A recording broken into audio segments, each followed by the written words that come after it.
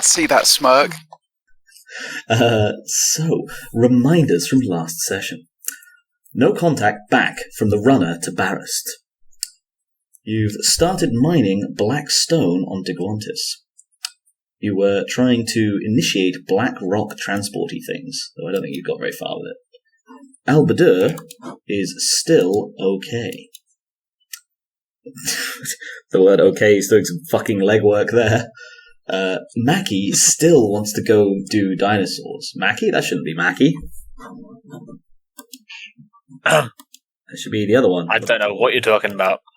Oh, yes, I mean, sorry, Maccy still wants to go. Damn that Maccy.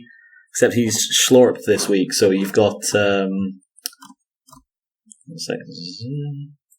I've got a note of your schlorped character equivalents down here somewhere.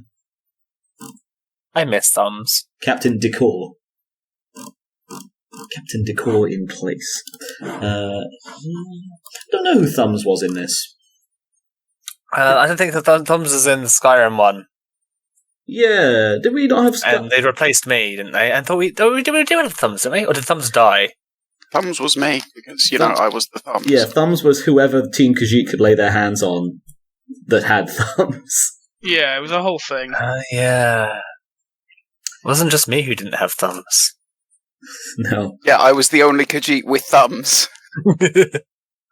I mean, I was the only bipedal Khajiit as well. Sorry. It's also true. Yeah. I could walk on my hind legs if I really wanted. That's not what bipedal means. You can walk on your four legs now, it wouldn't make you a quadruped. I class Coayah is unsure where to You go. can cast them as arms all you want. You're still wrong. I don't care. I'm right in my eyes. And this is definitely a young Nicholas reminder. Requisition the astropath from Gazva? ? Yes, I remember. We'll take all the other why are we requisitioning astropaths? You can't eat astropaths. Now, I could, it's a bad idea. Yeah, and also, the reason was... you directly can't eat astropaths, because if you kill astropaths, then I'm going to find out about it, and I'm going to have you shot. But that's the difference between can and should. Sorry, you're exactly. Really Thank you, Carl. We need to requisition them for more communication around the sector, so we know who's under attack sooner. So we have to get ahead of the game rather than being behind the game. We are right now. That was the idea. Now, don't eat the astropath. I'm not going to. Don't legs. Worry. I think it's pretty clear. I think he's worried about their brains. That young Nicholas won't eat any massively important Imperial mutants until he can find a way to transfer their powers into his own by eating them. Uh-huh. Or otherwise. You understand that's not better, right? No. But it's at least not a now problem. Drawing pentagrams and summoning demons yet, okay? It's the yet part of that statement that worries me. I was about to say the same. I don't know. I think your odds are pretty... Like, you passed a world full of people who knew how to transfer their souls into other beings, and his response was to try and hunt them for sport rather than learn how to transfer his soul into other things. I didn't want one of their brains to consume. I wanted a living specimen. Yeah, that's not going to teach you a complex magical ritual. No, but they're getting closer. Yeah. Anyway. Anyway, so, what are we doing, gents? Crusade. Right, well, we're going to have to make haste to Barris and hope it's not too late. If you really shove. I don't know, and I think the rest of them are still getting on with their... Yeah, I want to continue my research plans. Is fair. Okay, who wants to... Sorry, I think I'm echoing quite bad on you, young Nicholas. Oh, my apologies. There's probably... Is your echo cancellation setting in Discord ticked off by any chance? I don't think it is. Let me check. Because it is just like a toggle under voice and activity. Voice and video, rather. Noise suppression is on. Yeah, there should be an echo cancellation somewhere. Echo cancellation is on. Weird. Yeah, I think it's because my headset's on the way out, so I think there's like a crossed wire, and it's where it kind of comes back down. I see. That's unfortunate. Audio subtype. So, in the meanwhile, who wants to go first? Sorry, Nicholas, would you mind? Yep, sorry. Where's the close button? Cool. So, in the meanwhile, who wants to go first? We've got Team Rainbow Ocelot and Team Professional Business Boys. I'm happy either way. Well, I do quite want to see what happens when the boys arrive at Barrows. Wait a second. Basement. Also, there's a bloody mozzie in my room. It keeps showing up for a second and then disappearing. Oh, and on that subject, actually, I'm going to open the window because it's sweltering in here. I would say discuss amongst yourselves very briefly what you actually want to do. I'm just going to be running more Blackstone experiments. I've also become curious as to if unearthing it has had any impact on the warp storm. I want to try and figure that out. But other than that, I'll be doing the same old, trying to transport it, thinking about weaponizing it, maybe.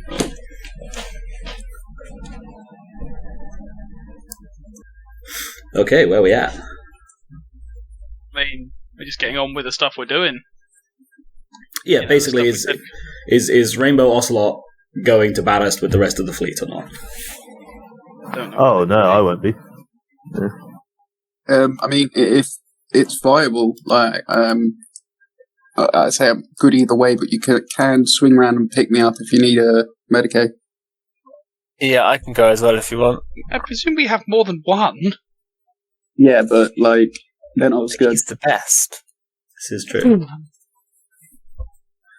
But yes, to be fair, at this point you've got probably a small team of Medicaid. But you've definitely got a small team of Medicaid, because if you recall correctly, they're your consuls, I believe. They're the consuls, yeah. Yeah. They have supreme right of execution and peace. Fucking sheriff, space They marines. hold the Emperor's judgment and the Emperor's mercy in their hands. Your phrasing Choose was wisely. better. I'm itching to punch something as well. Okay, so here's what we'll say. Because Creed did take a pretty significant, impressed... What do you call it when you levy a ship? Press gang. Press gang, thank you. Christ, I was about to give up. Yes. Because Creed did take something like 10, 12, I think. A number of... Actually, I suppose more commandeering. Commandeering, that's it. Commandeered civilian vessels with him. It's pretty simple-ish for the two of you. The Kuzco, the Grand Apothecary, Kuzco and Nazeem to... Sorry, I always do Nazeem in the fucking GM voice because I'm used to Skyrim Nazeem, and it means he always gets this like extra purr to it. I love it.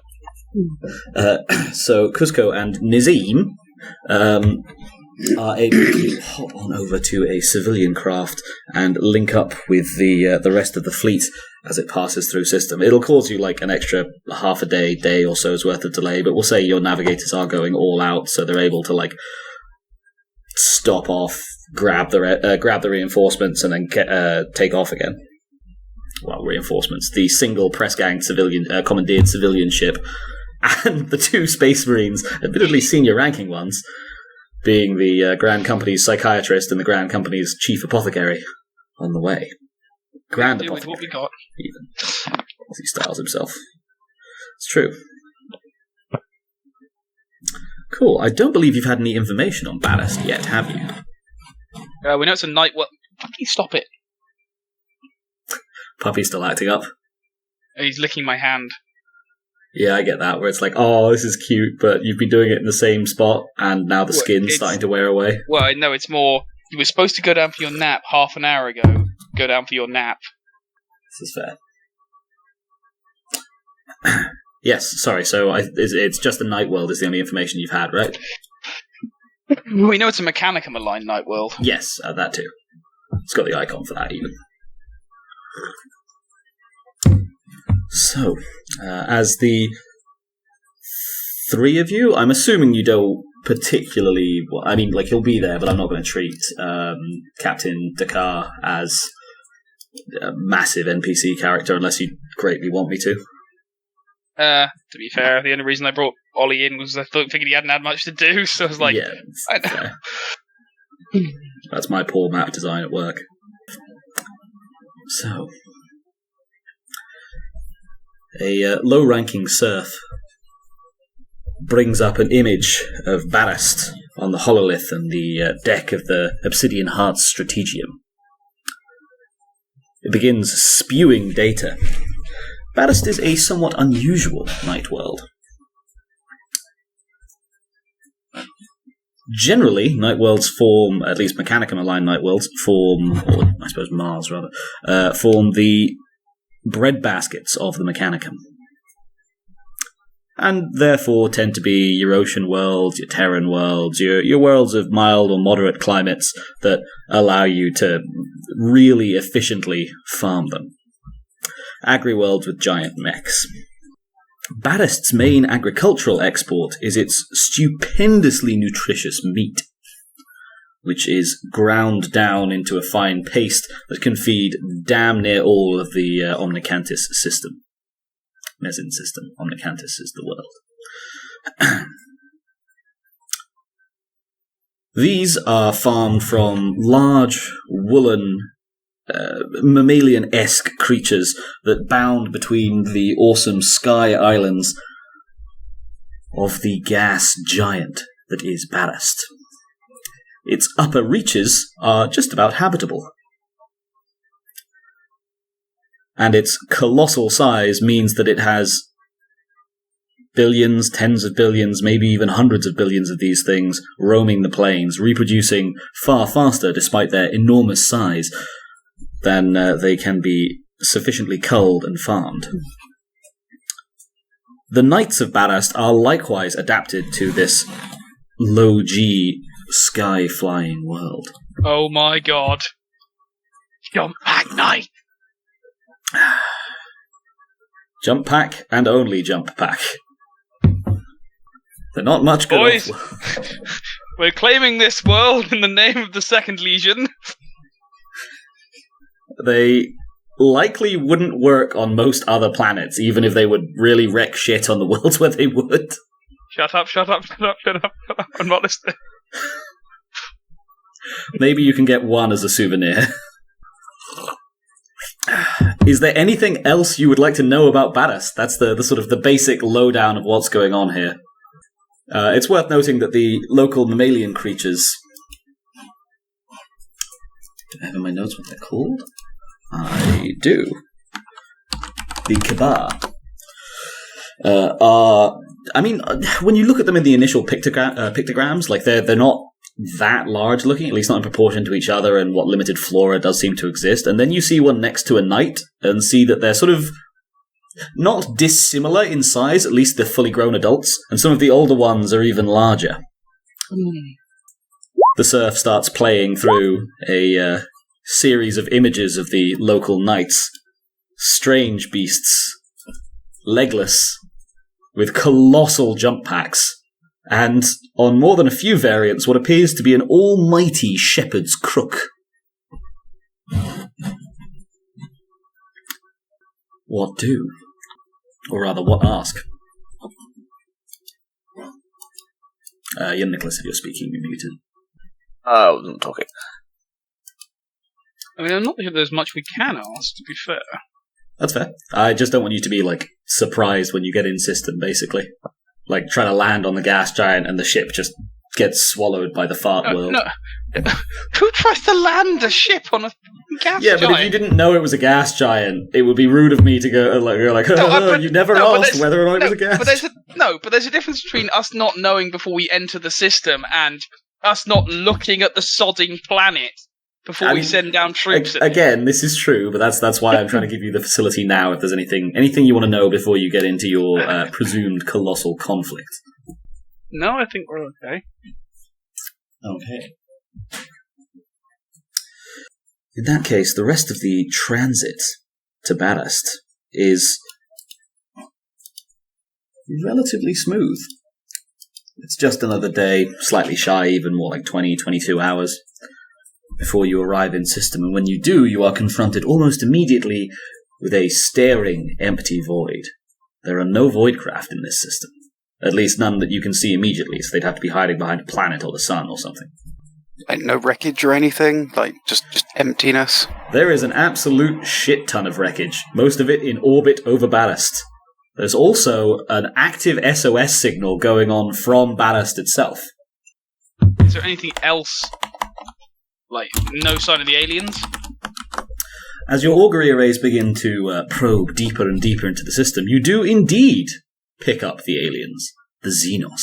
It seems it's less that there are no voidcraft in the system, and more that there are no voidcraft in the system's void. Taking advantage of the planet's relatively low G, a number of their ships, indeed it seems almost all of them, if not all of them, have descended to what passes for the planet's surface, where they are bringing Looks to be them. void weaponry to bear. Sorry, surface, the, sky layer. They're not literally trying to land. No, sky layer. They're still well within the gravity well of the planet. Yeah, you can land a ship. Yeah, that's not the question. That's not why I was thinking they were screwed. I mean, potentially. Depends how good of pilots they are. Depends how strong their engines are. That's also extremely true.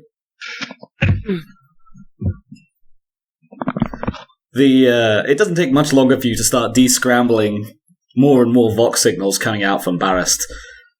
They tell a tale of horrifying siege. Their orbital defenses were overwhelmed within just a day or two, and after that, combat in the planet's skies began.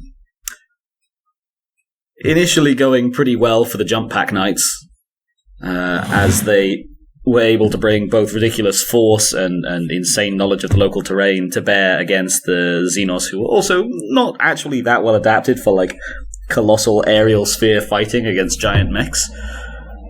It is at more or less that point that as their ground forces started to encounter real difficulties, that the aliens began to sink their fleet one by one into the upper reaches of Ballast's gravity well. Ballast's gravity well. Where they have been forcing their way, island by island, slowly towards Ballast's major cities, and in turn sinking the islands that they float atop, shattering them and sending innumerable Mechanicum subjects down into the planet's crushing void of gravity well. Void of a gravity well. Well, how big is the enemy fleet assaulting Barrast? It's actually pretty fucking huge. You're looking at something slightly, if I'm remembering the numbers correctly, slightly larger than your own. You've got Ollie's fleet and...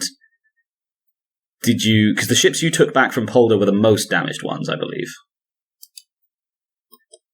Oh no, the most damaged ones that could still move, right? No.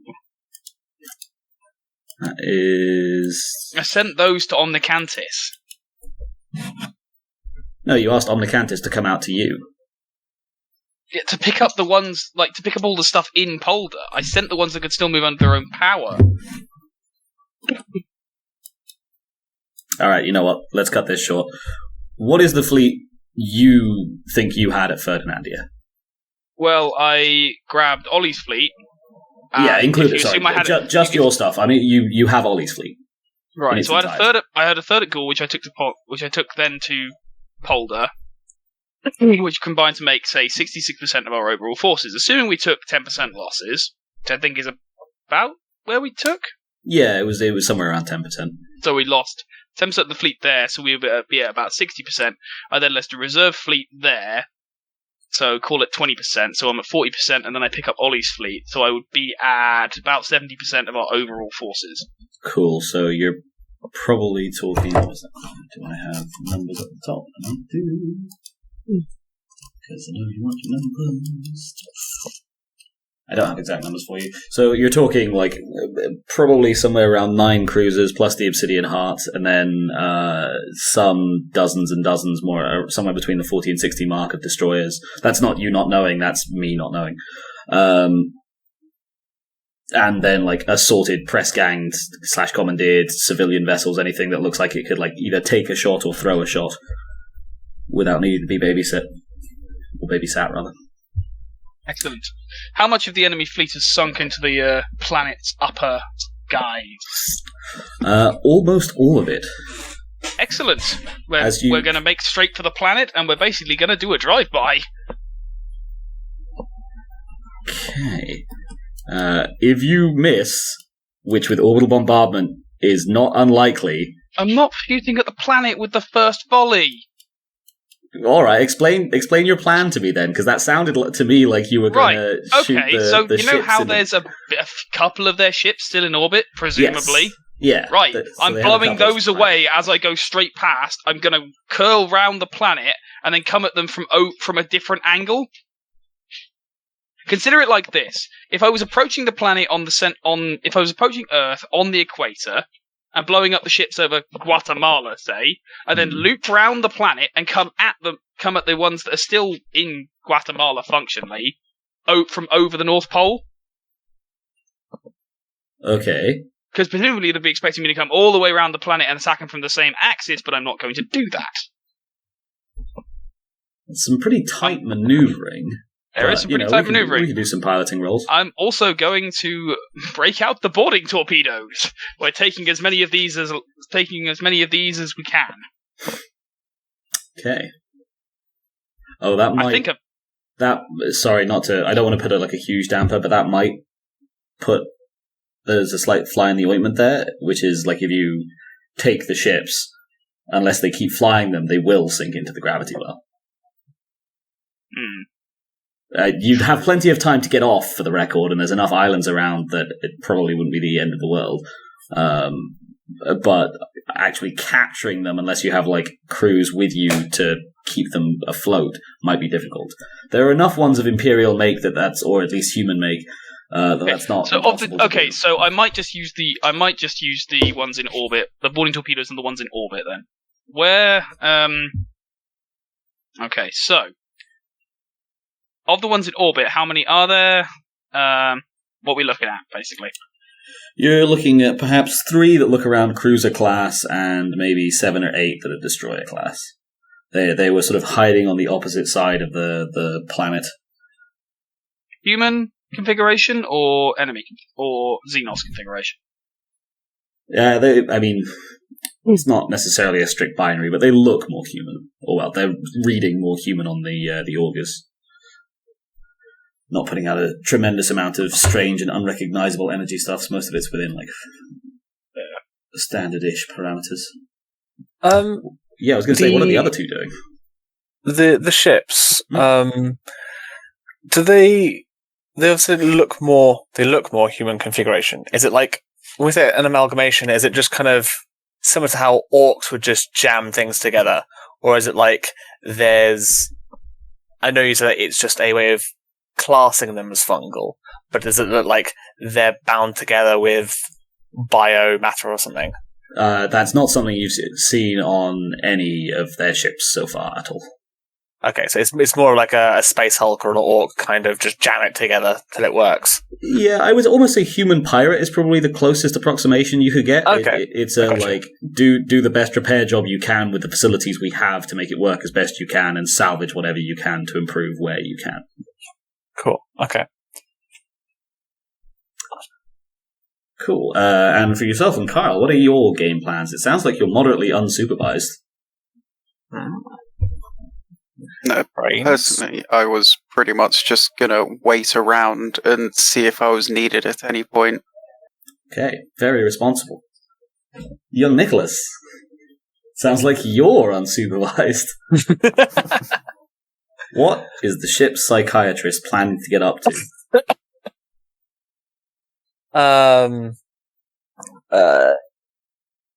How many destroyers are there? On their side, I think I said 8. 8 destroyers, and then a few more. Sorry, in orbit. Yeah, in orbit. Yeah, and they've got many more closer down on the planet's surface, slowly, actually moderately, rapidly devastating the Mechanicum. If nothing else, Omnicantus is going to be staring down the barrel of a what's it called? mass food shortages if they have too much longer down there. I'm going to wait for our maneuver to go we're ahead, working on it. and I'll probably end up boarding after that. I think. That is fair. Okay, so in that case, Coayah, can I get a... Do you have Drive Void?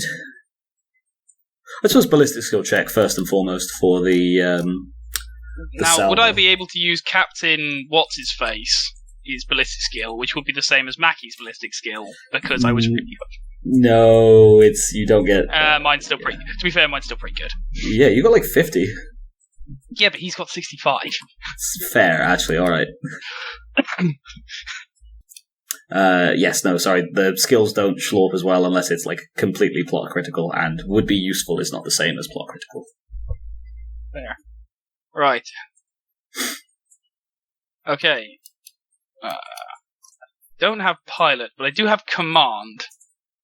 And scholastic law. You can roll your command over your ballistic skill. That seems entirely valid. So we'll do this, and then we'll do the maneuver as a separate one. Fail. I'm going to fate that. At part of... Christ. I looked away for 6 2 degrees. seconds. 6 degrees. That's a fucking 2 right there. Okay, 6 degrees from a fleet. It's really Captain difficult Dakar, open all batteries. Let none survive. Captain Dakar, as he always does, bellows his name in a war cry. Dakar! Dakar! Oh, sorry. All I can think of is just fucking birds of war. God damn it. Look, someone at work is talking about how he wants to run a D&D campaign where he's an Arakoa monk and his friend is going to be a bard who inspires him. And he's already said that yes, if he rolls a 1 at any point, he will put on Birds of War. I mean, you'd have to. It's more or less mandatory. So,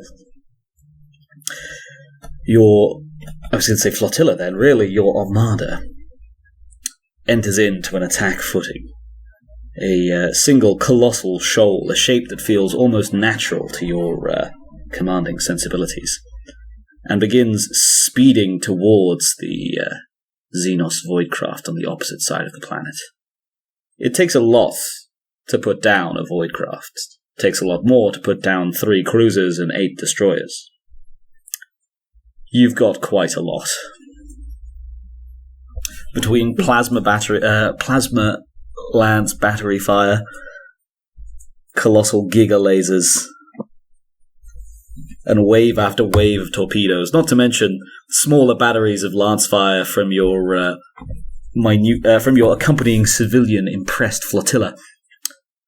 You're able to chew the defenseless Voidcraft, or mostly defenseless, even effectively defenseless Voidcraft to pieces in a single salvo and keep on moving.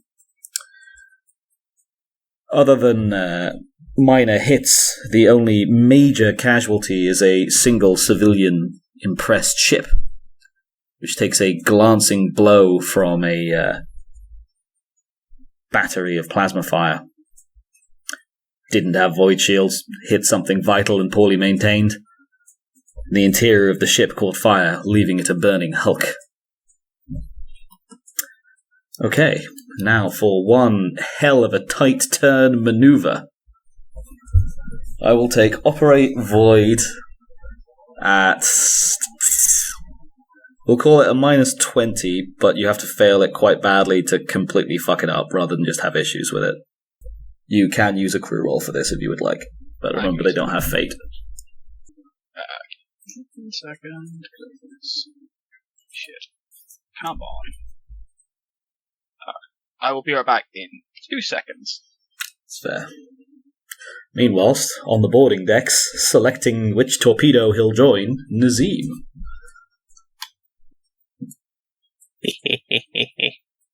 Do you want to go in with Tactical Company? With the murder? A little voice at the back of your head. seated in the rear of your mind, quietly chants, skins, skins, skins, skins, skins, skins, skins. Is it just tactical squad going, or who else is going? There's, it's you've got most of the company's Marines with you at this point, I think. In fact, all of the Grand Company's Marines, pretty sure. I don't think Benji left any at Polder, but he didn't have to. Ollie took all of his. You didn't leave any elsewhere. So yeah, you've got almost all of the Grand Company here. So it's whoever's available on the ship, which would include a large number of tactical company members, a lot of people from the Murder, Havoc Company, probably. I'm going to join the drop pod that's going towards the target with the most life signs. Well, that would be interesting because we're not using drop pods. Oh, you know what I mean? The boarding, whatever. I mean, that's fine. He's a member of the command crew. If he wants to authorize a drop pod, he can. I mean, make sure you hit. Yeah, no. How did Nazeem die? He plunged into the core of a gas giant. The bastard took a goddamn Dreadclaw with him. Slightly ironic if Nazeem, who killed the world by crushing it under impact damage, himself died by impacting a planet's surface. Well, as well, his career began with the death of a world made with a gaseous atmosphere, and then it continues to his death atop a planet with only a gaseous atmosphere. Gaseous? I've always pronounced it gaseous. Entirely possibly. Yeah, I'd like to join the boarding party that is targeting the ship with the most life signs. I'll take an augury roll from yourself, please, young Nicholas, to figure this out. Usually, I mean, it's a ship skill, so it's plus 20 over your perception. Form on Kikoki. Can't think of any bonuses. That's a 6. That's 5 degrees of success. Right, I'm not rolling for the rest of this session. You fuckers have taken, all the luck. I'm so sorry. True. That roll did not need a fucking 5 degrees of success.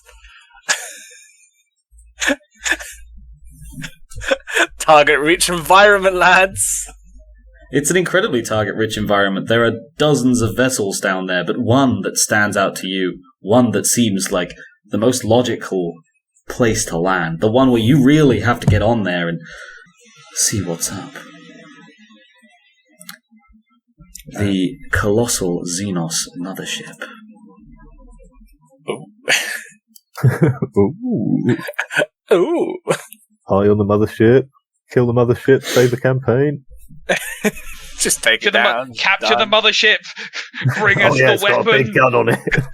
Oh, I got the big gun. Yes. Yes. Let our hoobers take it away from us. Okay. We're assuming their warp travel is based on, because they're using a human tech, standard our warp tech, right? I think you're yes, you're assuming it. You don't have any proof, but they don't seem to be absurdly good, just reasonably reliable. You're not sure what they're using in place of navigators, but Xenos gonna Xeno. Yeah. Okay, cool. Nice. Okay, and let's see how the actual assault goes, or if your pod's going to be if your torpedo's going to be the only one that makes it.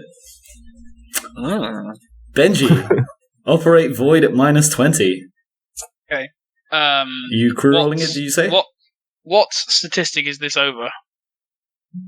Operate void. So for the crew, it would be agility. So they'd be doing 40 or under. And for yourself, it's coordinating. So I'd let you take it either fellowship or intelligence, whichever's higher. Operate void. We don't actually have an operate void skill. We have pilot void, but that's not the same thing. We have pilot, but that's not the same thing. No. Are you thinking navigate void? No, because navigate void is an entirely skill that's entirely locked off me. We don't have operate. We have drive and pilot, but I wouldn't be piloting the ship. Well, hang about. Let me take a thing. Yeah, but you wouldn't be piloting the ship, but that's why you'd use a crew roll. There's an amount of abstraction involved with this stuff. Because otherwise you'd end up rolling Principia Bellicosa over Fellowship for literally everything. I mean, he's not wrong, but... Hang about. I'm pretty sure it's just drive void vehicles, but I will double check for you. Well, it'll have to... Okay, so could I roll drive void vehicles with a modifier because I'm commanding them to do it, rather than kicking someone out of the way and going, get out of the way, I'll drive? I mean, that would be backseat driving to the max. Yeah, it's the same as like in Rogue Trader when you do this stuff. You can't just use Fellowship and Command for literally everything. You still have to use. But we had a pilot in that one. That's true, but you're the one pulling off the trick stunts. You could have gone in an honourable 1-to-1 battle and just kadunked them from above, taken heavy casualties. How dare you try and save lives? What do you know? Skill groups, ground vehicle, skimmer/hover, and walker. That's so different. Did you say you have a pilot skill? I could drive a hovercraft, therefore I can use stealth. Yeah, there's like a section on the character sheet for pilot, quote unquote. But then, like, you have to fill in for, I presume, different things to pilot. Yep, here we go. Personal, flyers, and spacecraft, which includes voidcraft. So yeah, it will be pilot voidcraft. Cat, why are you drinking my tea, mate? If I roll a crew roll, can I use my fate to re-roll it once? Afraid not. Crew don't get fate. How stationary does the mothership count as it's such a huge target? It's not very stationary at all. They're kind of like ploughing through the upper levels of the sky. For the record, Benji, I will remind you that. So here's what we're going to say: if you do fuck it up, you need to get 4 degrees of failure to actually get a colossal failure, as opposed to the ruse didn't quite work. This isn't. So I'm not going to go like, haha, 2 degrees of failure, all of your ships fall in the void. We'll do the crew roll, because my roll would start. I believe in you. You can do this. You've got a 2 once this session. Fuck, Dave. 2. What's your doff? 4 degrees, obviously. This is the annoyance, is that I have absolutely no way of doing this roll. Because I can't buy pilot. Because I'm a Space Marine. What? The General Space Marine Advanced Rank 3. We're not Rank 3! We just hit Rank 3, didn't we? No, it's Rank 2. Rank 2, yeah. There's no way for us to buy pilot skill. Can I re-roll that with a fate? I don't really want to set that precedent. 2 fate. No, we don't. You always need to keep one You always need to keep one in the back pocket. Remember. Wait, you only have 2 fate left. Yes. Benji uses his fate quite a lot. That's my max. Oh god. Oh yeah. Yeah. Thankfully. Could have been 1. All right. Tell you what, I'll let you roll for mitigation. So, as your fleet starts to come, swing round rapidly and try to come over the North Pole, cut down towards the enemy craft, you find that the islands are doing a number on your armada, forcing especially your ships that have lacking void shields. It's basically all the civilians and quite a number of the destroyers, either because they don't have them or because they're inferior, to pull out. But they simply can't contend with flying through this atmospheric soup. 1 or 2 of the civilian craft even do indeed fall down into the void, drastically reducing your numbers. The rest of your craft begin to plough on. This leaves you at slightly more outnumbered versus the alien fleet. What do? What's your damage mitigation strategy? So, have the enemy fleet not started taking off from the planet? No, they seem to be, if anything, speeding up their assaults as they drive through as many of the major enemy cities as they can. Major enemy cities, sorry. The major islands containing the Barastin cities. Well, as we move to take position over the top then, hopefully not in the guns, we're going to start launching boarding torpedoes towards the enemy ships, and troops from, presumably, troop transports.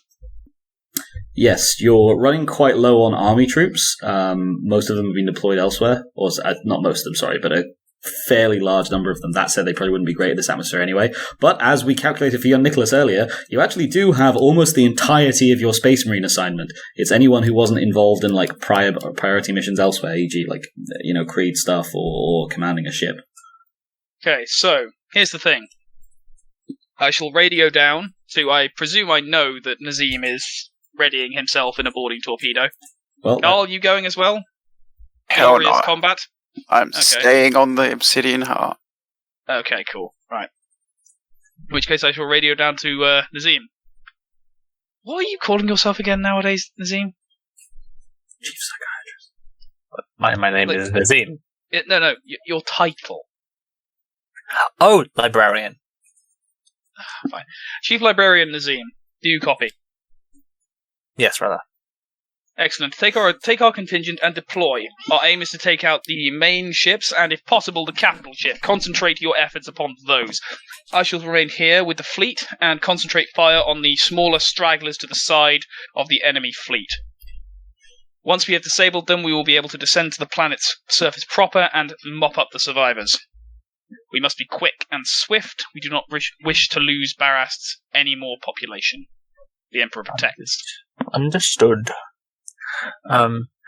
Do we have at least a minute until we kind of deploy or land or? Yeah, sure. You can take a hot minute. What do you want to do? I'd like to try to evaluate and find the best locations in the ships to penetrate with our boarding torpedoes, as there seem to be human design. Oh, so you want to draw up a targeting solution for the rest of the fleet, basically? Something. It looks like it'll be weakest here, and like on each of the ships, sort of thing.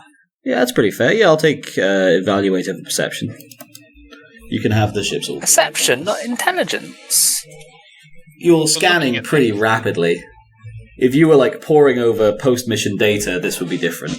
But yeah, like I say, you can have the ships augury array bonus. Okay. Is that a 6 again? That's 5 degrees of success again, if I've got the plus 20 again. 2 6s in a row. I am definitely not rolling. Well, I'm hoping that my next roll will be a 2, or in fact a 5, because I went 81 to 84, so I was full on expecting like a fucking 80. I was about to tell you need to roll. 6. Yeah, no, you've spent most of the transit in poring over data to do with their previous assaults on their previous assault on Polder. If nothing else, you've been able to identify a number of the vessels down there already, and likely structural weak points are something that you've had drawn up. Your time in the Librarian has served you well. I make sure that everyone who's deploying knows about these weak points. Yes, you have your equerry surf flood the information out as quickly as possible. As the decks descend into organised chaos, readying themselves for the assault.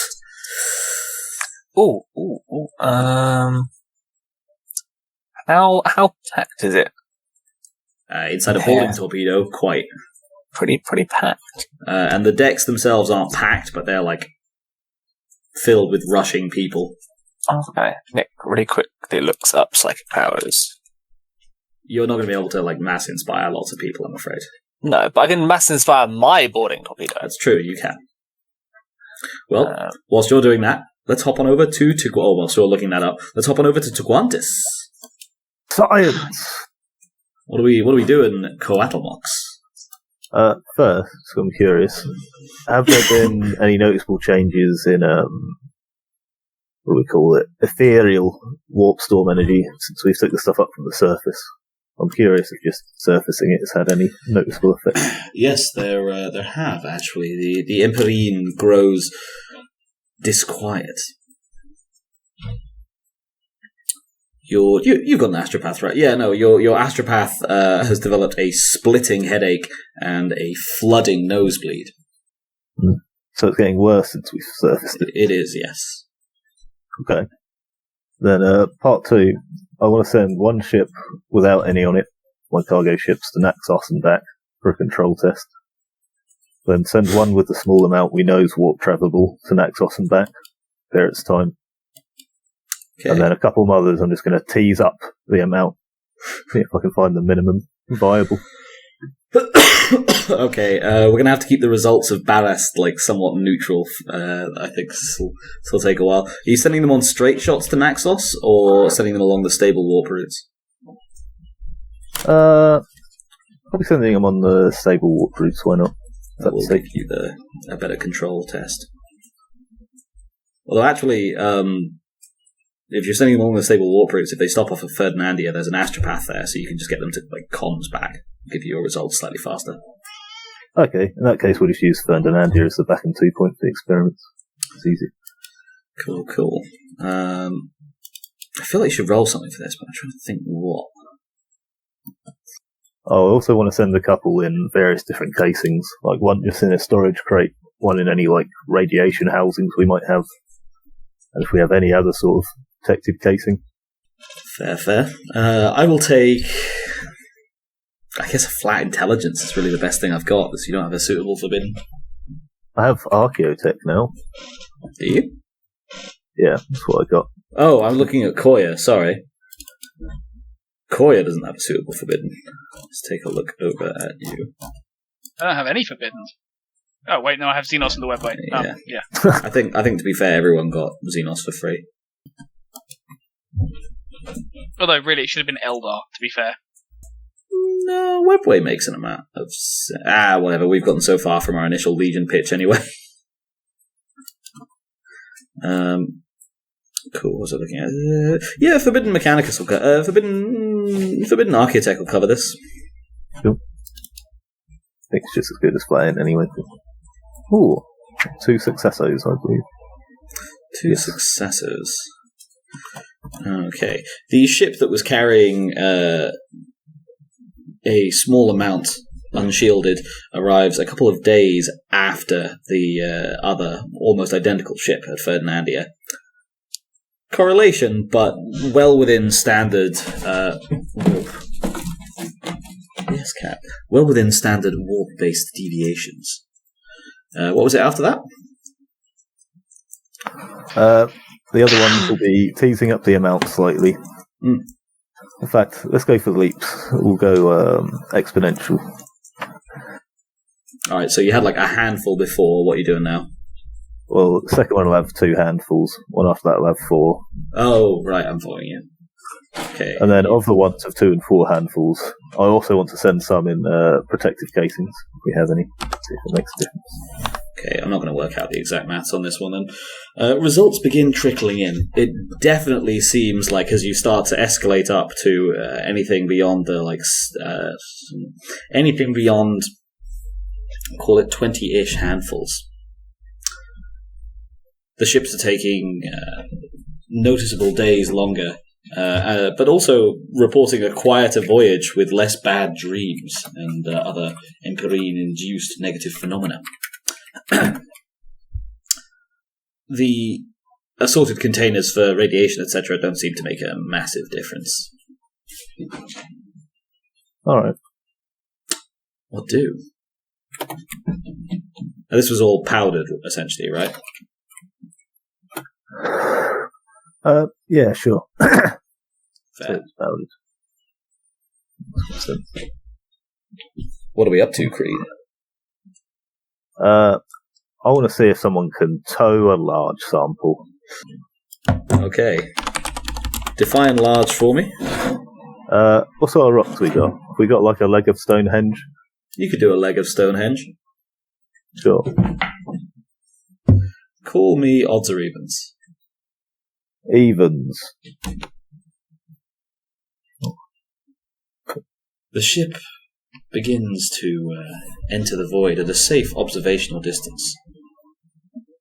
Is the rock tethered to it or inside? Tethered. The gap into the Emperine opens, and the Voidcraft, the little civilian Voidcraft, begins to move sluggishly inside. Your remote cameras show it, despite being tens to hundreds of thousands of miles away, in moderate if low resolution. The chain tugs along dimly behind it, until the rock gets to the gate.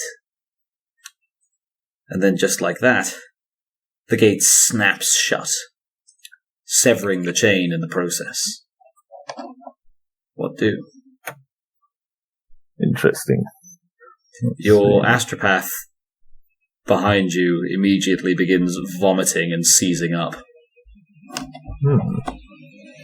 Medicaid personnel have to be called, as otherwise she would be choking to death on her own vomit.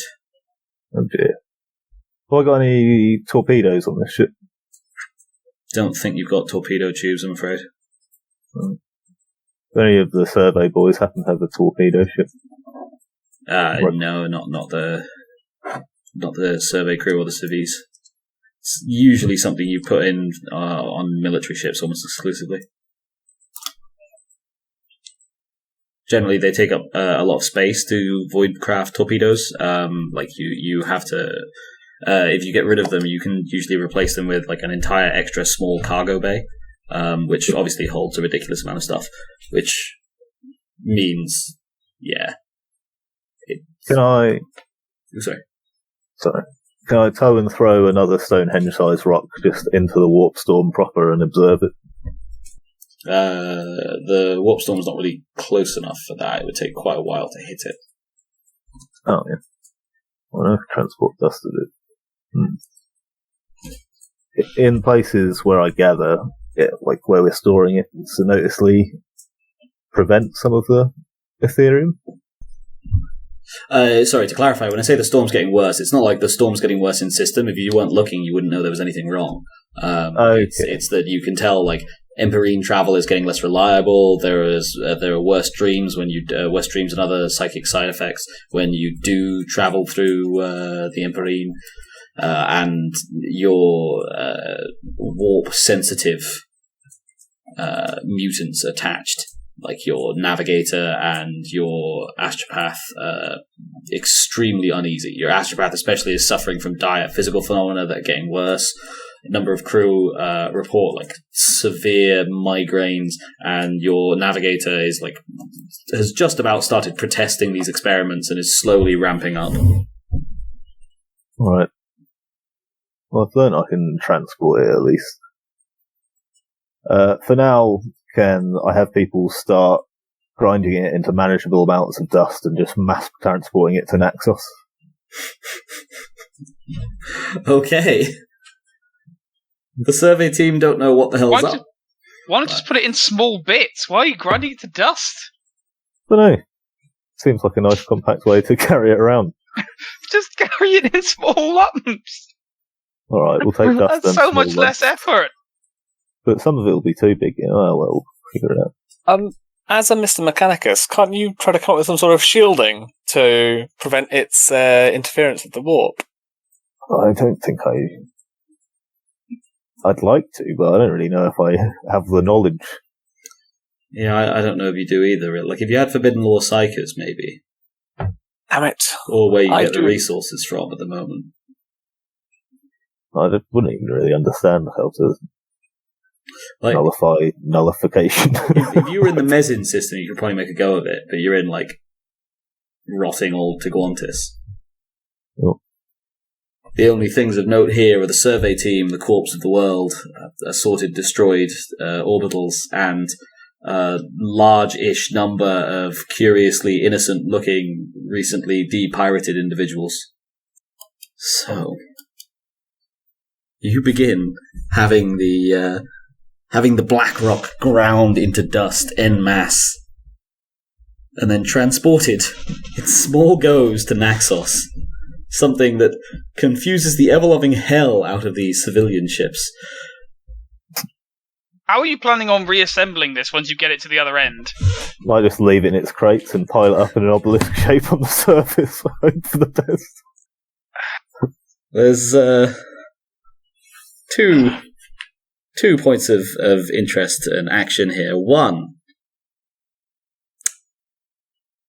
it dawns on you that transporting even 20 handfuls at a time, one per Voidcraft, even with the entire survey team, you currently have nowhere near enough Voidcraft to transport meaningful amounts to Naxos. Requisition more! And two, after a few days, the civilian ship that you sent into the warp, where the tunnel was snapped through, or snapped shut, is discovered drifting through Hesperid, torn almost clean in two. Almost all souls on board are lost. Those that have survived are utterly insane. I'd a little inspect of the ship and the crew out of scientific curiosity. Yes, did I say it was? Yeah, it's drifting through Hesperid. But you're able to hop system relatively easy. You're familiar with what this is. Looking at it, it's sadly not even necessarily that uncommon. You're looking at a total Gellerfield failure. Uh-huh. So, what are you doing on the on either action point? In fact, otherwise we've got a boarding torpedo section to get to. I would like a club-sized rock to keep with me, please. Club-sized rock. Cread builds himself a null rod.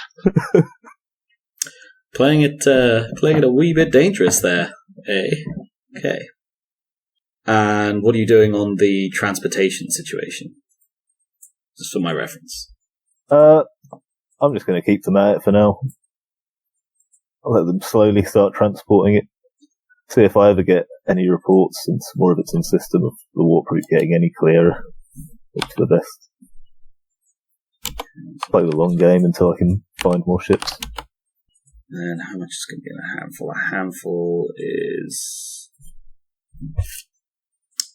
if we call a handful is like half a kilogram, then divided by 2. Yeah, cool. So by my calculation, for a complete run of all the ships you have remaining, including the one that was taken away and the one that was destroyed, plus the survey team, you're only transporting about 280 kilograms of this stuff each time. Oh, well, each time, like in total for all 28 of your Voidcraft. You're not going to have an obelisk anytime soon, essentially. Sure. It's alright. I'll just let them play the slow game for now. Maybe see if I can get more ships after the old war at Barrist. On that note, I'll show up to Barrist as well, reporting for duty. Oh, what? You heard somehow in the meta, you heard that there might be glorious melee combat? I sent the first message that there might be combat at Barrist. My ship never returned, I sent. Yes, but there might be glorious point, melee actually. combat. Yeah, you lost another ship. There's 270, sorry. Cool. So by experiments, so. You're going to arrive, depending on how long the combat goes on for, you'll likely arrive after it, I'm afraid, because with all this, this is going to take you at least a week to get most of this stuff set up. Yeah, that's fine. Okay. Meanwhile, a week in the past, in a boarding tube aboard the Obsidian Heart. Boarding torpedo amidst inside a torpedo tube aboard the Obsidian Heart. Nazeem. What do we do? And actually, let's just clarify this before we go any further. Coayah, are you intending to lead from the front lines with mounting the enemy mothership? Mounting? Boarding. The mothership's in the planet's gravity well, right? It is.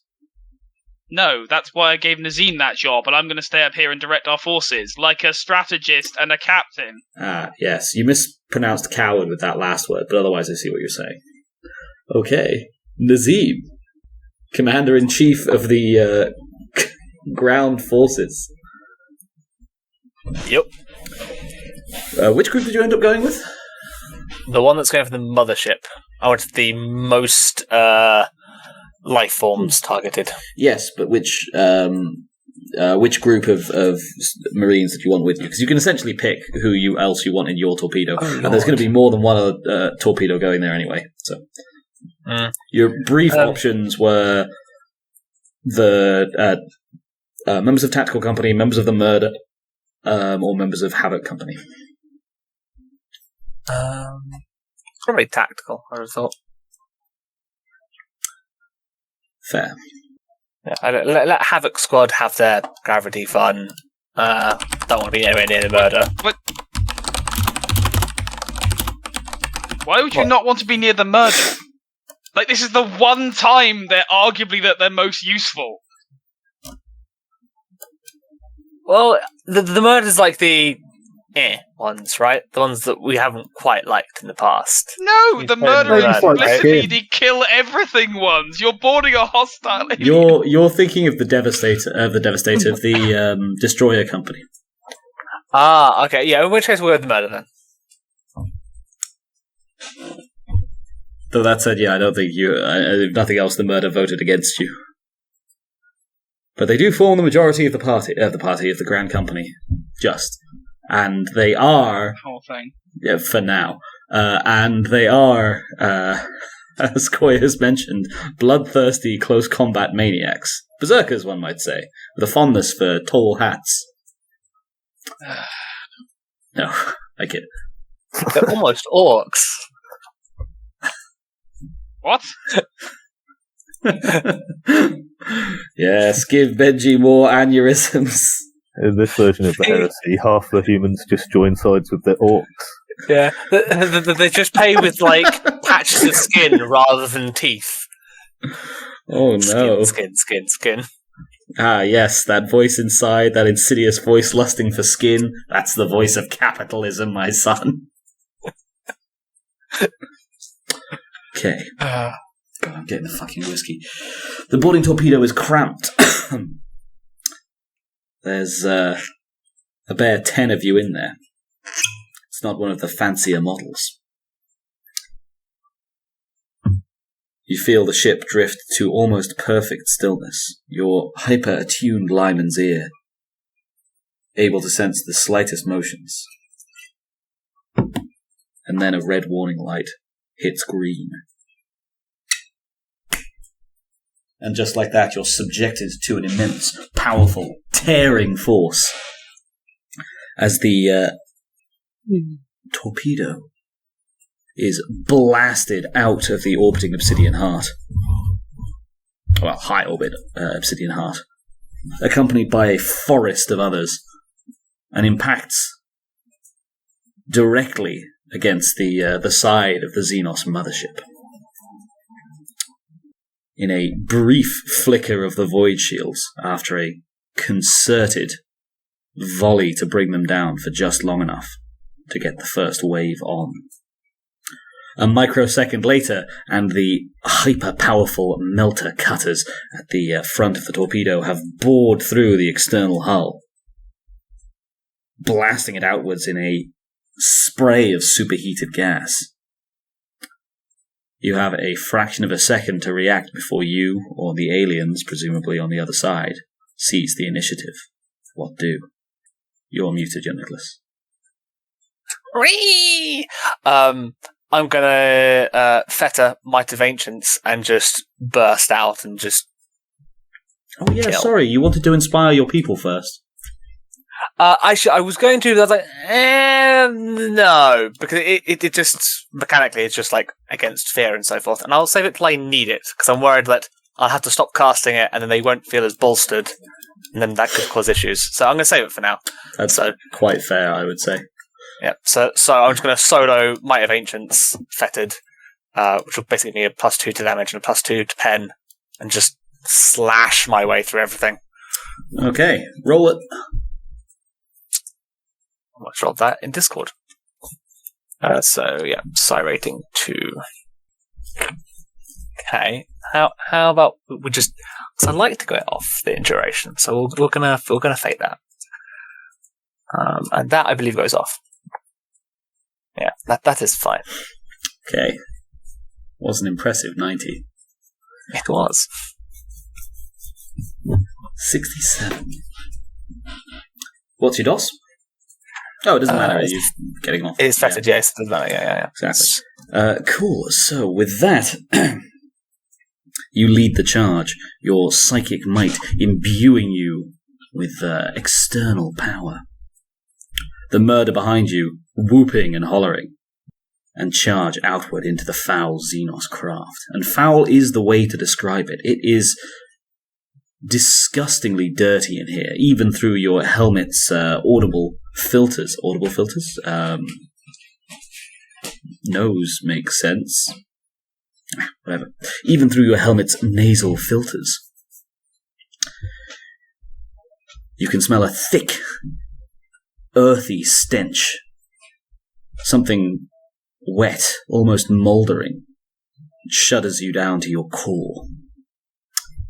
You find yourself in a large hangar bay, and to every side there are barricades filled with Akareth, the marrow drinkers. You are the very first Marine out of his boarding torpedo, followed closely afterwards by the rest of your squad, members of the murder, and members of 2, 3, 4 other murder squads, as well as a member of as well as a Havoc squad. The enemy appear to have prepared positions, but you have skin lust, even if they lack skin. What do? A top layer of tissue will do. It does not matter. It matters not from whence the skin tears. God. And I'd like to, dodging and ducking between pieces of cover, make my way to the warp engine room, wherever the main warp engines would be. This is a, cover the hangar situation first. You're going to have to figure out where the warp engines are next. Okay, fair enough. Let's go for the largest bulk of Xenos bastards. You can just say Xenos bastards, it's fine. Xenos bastards. And just start mowing my way through them, trying to do a little kind of calculated, if I go from there, I can kill the most. Tactica Prima Principia Bellicosa over weapon skill, please. Okay. Why not? Probably not. Over weapon skill, you say? Yep. 41. I have 80 plus 0. So that's where you fail. 3? Fail of 3. Sticking with it? I have 1 fate left. Fuck it, yeah, go on. I'll fake it. Fuck, why did I prompt you? That's 3 DOS. I was only 3 DOS. 41. Weapon skill is 41. You're a space marine! Now, to be fair, you have at this point made fun of him for his low weapon skill about once every 3 sessions for 3 mini campaigns. Get a master-crafted weapon, man! Give yourself bonuses! It's not going off weapon. There's nothing I can do. A good point. What is your weapon?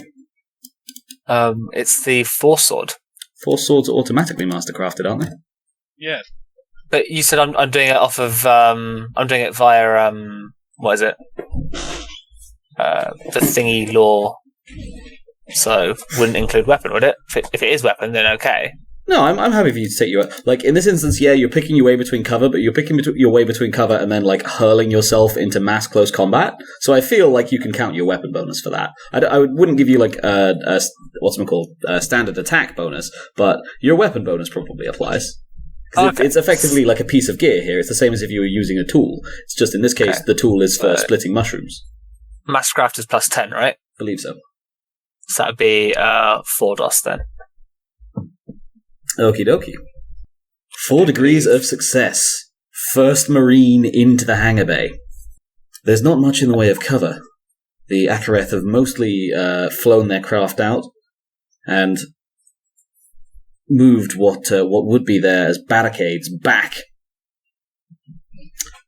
for them to take cover behind. But what there is a huge cloud of superheated gas. Knowing there's only one way to go, you hurl yourself into the high-temperature fog. Almost immediately it begins eating away at the paintwork on your armour, burning away the foul yellow and pink, disgusting outline.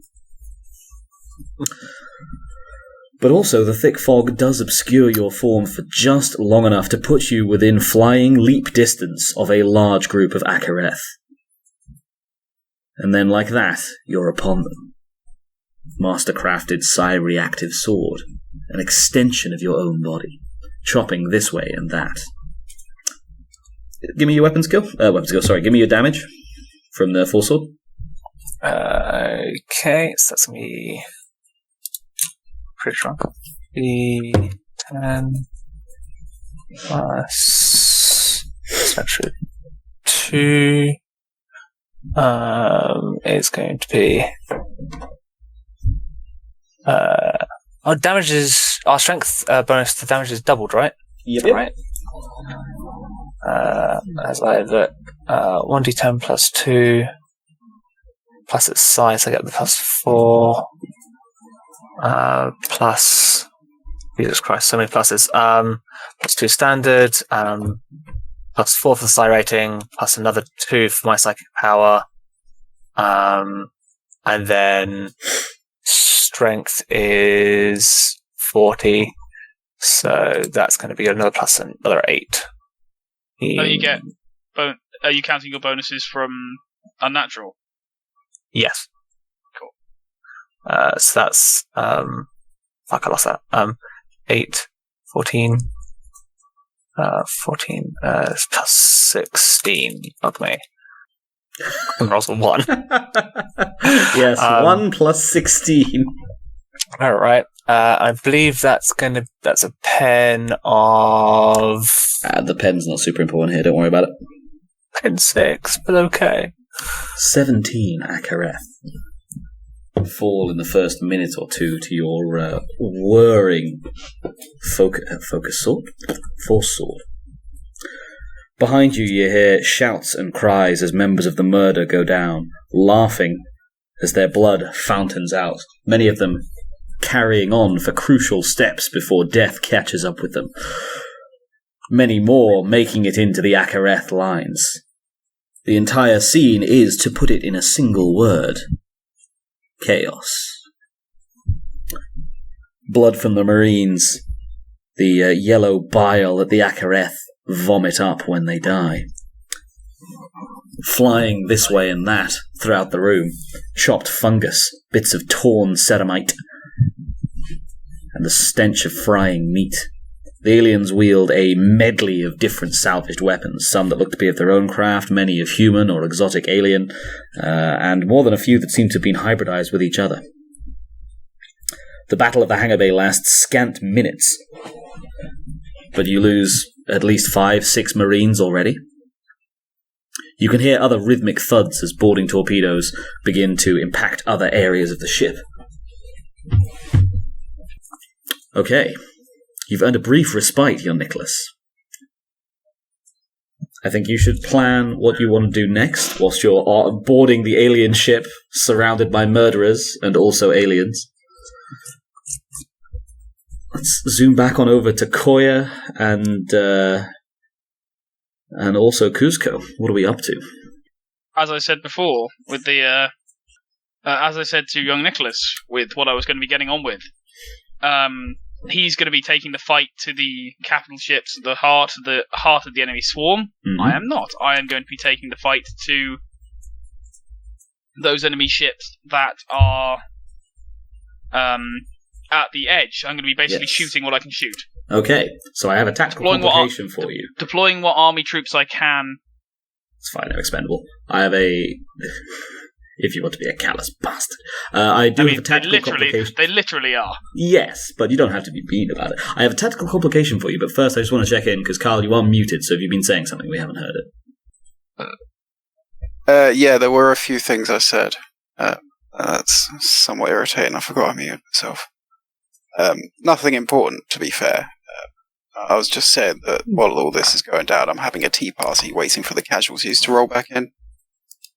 Other than that, I just saw Frankie do the age-old cat thing of try and leap for something, fall short, and then face plant into the side of my desk. That's adorable.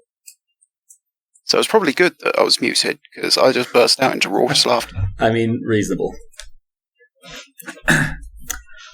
So, in that case, for yourself, you are getting casualty reports from the Barastin on the surface, who have been fighting the Xenos for some weeks at this point, taking colossal and almost unforgivable casualties.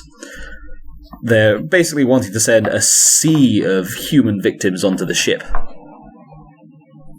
for treatment. Their hospitals are overflowing. Some of these are skilled night warriors. Some of them are just people. What do on your end? I would prioritize those with valuable skills over just regular mooks, and effectively triage the patients based upon, I say economic value, but that which they can provide skill-wise. I presume I'm also in on these conversations. You. Or at least I'd be aware of them. You're aware that the locals are talking to various people on the ship, so you can assume they're talking to your Medicaid, but you also are pretty clogged up with communications. You're currently coordinating literally dozens of ships. I'd remind my chief Medicaid that we don't have time to start patient transfer at the moment. We're a little bit busy. Oh, you may be busy. Sure. We've got a water fight, and we've got an airspace to retain tactical superiority of. We do not have time to start transporting prisons. Patients from the ground. I'm having a tea party. Is all I'm concerned. Yeah, you can have a tea party. That's not a problem. I don't have a problem with you having a tea party. It's just I feel like we will not be able to get the people from the ground to the ship until we've won this battle. Oh, for sure, but it's going to take them time to mobilize them anyway. Don't have the proper respect for the ancient-ish tradition of the consul pre-battle tea ceremony. Coayah. Maybe a newish ancient tradition, only 5 to 6 years old. But nevertheless, they do this before every major armed conflict. Yeah, at least within the Medicaid circles, this is a timeless tradition. But no, because I didn't expect them to be able to mobilize immediately. Because I was very worried you were going to say, yeah, sure, we'll treat people according to their economic value, and then they were going to be like, cool, so we'll start sending people up now. And you're like, are you people insane? Yes, for the record, they are trying to send people up now, and they're desperate. They live on a gas giant. They have a shit ton of aircraft, personal, private, and commercial. You're essentially in danger of being mobbed by swarms of plane-driving refugees. There will be a general order broadcast to all humans within the system. If you are flying up through a contested airspace and you are hit by one of my shots, I will not be sad about it, and nothing bad will happen to me because of it. Stay there, and we will save you later. Okay, and actually related to that, you remember I mentioned you had a tactical complication? So your shots trying to find spare areas to hit on the field are running into major political issues. It's not that they're not finding their targets, it's that they're friendly firing knights attempting to jetpack onto the enemy craft. So you're receiving a sort of deluge of complaints from local knight houses insisting that your dishonor is immeasurable. I mean, this just makes it sound like the equivalent of insurance fraud. They've jumped out in front of the car. Yeah. They demand that you support them in glorious close combat, with more than a few tacking on you coward, and at least some being very much noble Lord Astartes. I will tell the serfs to make a note of those who have insulted me, and we'll deal with them later. The sounds of dying Kaba ring out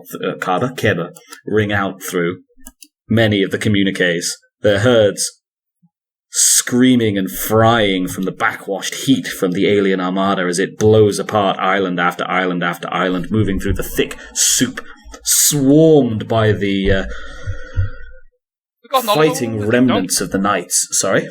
We got an Ollie. Oh, we have an Ollie. Huzzah. Good. Oliver, I need you. Please, shoot. I need your ability to shoot straight. Well, first it's probably important to see where Ollie would like to slot back in. You've got two options, Ollie. You're currently in orbit. The fleet is currently, or the flotilla rather, is currently in orbit over Ballast. The ships that can actually... A bunch of your weaker ships have had to pull back, so they're not able to be within like easy fighting range from that high up. So you've mostly only got like the stronger ones in like high orbit rather than like void orbit. Okay. And Ballast is a gas giant mechanicum night world with sort of like bouncy, woolly mammoth-esque creatures that roam by the billions, which are its major food export, which are themselves farmed by the local night houses, who, due to the bouncy nature of the world, they don't have legs on their knights, they operate via sort of localized jetpacks. Okay. So you can either be in with that with the fleet in orbit, in which case you'll be involved in like fighting the enemy that way, or Nazeem has just boarded the alien mothership and is currently trying to find a map or diagram or something, I believe. Don't they have one of those, like, you are here things that you get at the mall? They should, but do they? But they don't. Well, to be fair, he hasn't had a chance to look. They actually might, which would be hilarious. Benji, where do you want me? Well, I would prefer you in orbit with the fleet, in command of the big guns. Or would you like to be cooler if you went with Nicola? Salvaging the big gun? Skins. Oh, okay. Oh, I'm torn. Why would I have to join at this exact moment? I will say, though, that the scene on the mothership was described as one of the things your Havoc squad loves the most. Utter chaos. Target rich. I specifically chose it as it has the most life signs. Or should I say, had. It's the motherfucking mothership. Well, yeah. It's the big gun that it we is, want. If you recall, mass conveyor size, young Nicholas, that was one minor-ish hangar bay. Assuming it has anything like the population capacity of your mass conveyor, you were literally dealing with potentially hundreds of thousands of Xenos. I'll get through. I mean... Exactly. You don't need to kill all of them by hand. You just need to kill enough things by hand that the rest die by coincidence. Collateral damage is our friends. Anything with a blast radius of 1 or more. I do really want to be on that mothership. And we did want the big gun, and I do feel if my Havoc squad is there, we stand a better chance. Elements of Havoc Company are actually already involved with the boarding, for the record. Yeah. Oh really? Okay. Benji, would it really scupper you if I did go with the... It wouldn't really scupper me, but I would prefer it if you were up here shooting. He's currently getting shit from the night houses for shooting from a distance like a sensible person, whilst they're trying to board the enemy ships with their jetpack knights. I mean... It's more that, like... You say scupper is a good one. Yeah, it is. I like it. It sounds nice. The danger they're having, Ollie, is that, like, obviously ships, because they're in, like, the livable area of the livable sky zone of a gas giant. So if you don't capture a ship correctly, which is, like, quite difficult, then it's just going to plummet down and crush. Just going to sink. Yeah, exactly. Are we trying to... so we're only trying to capture the... I see, so if we capture the mothership incorrectly, then we're fucked. Yeah. And at the moment... We're fucked, because we'll destroy the mothership, but... At the moment, young Nicholas is in charge of capturing the mothership. You know what? Now you've said it that way, yeah, I'm going to go on the mothership. To be fair to him, he's doing a surprisingly heroic job first off. Yeah, he's doing a pretty good job. First Marine on the ship. First Marine into melee combat. Voluntarily went in with the murder. Nice. He can brave for skin with the finest of them. You know what? I do think You're muted, by the way, young Nicholas. Yep, I know. Okay, cool. Sorry, I wasn't sure if you were, like, leaping to defend yourself or not. Oh, what was the thing you said as well? Nothing to defend. It's all true. What was it? Skins for the... In God? No, it was more like the top layer of skin, the top layer of matter will do, or something. It matters not from whence the skin is torn. That was what you said. The first layer of flesh will do. Yes, exactly. Yeah, thank you. There it was, when I said that they don't technically have skins. It matters not from whence the skin's torn.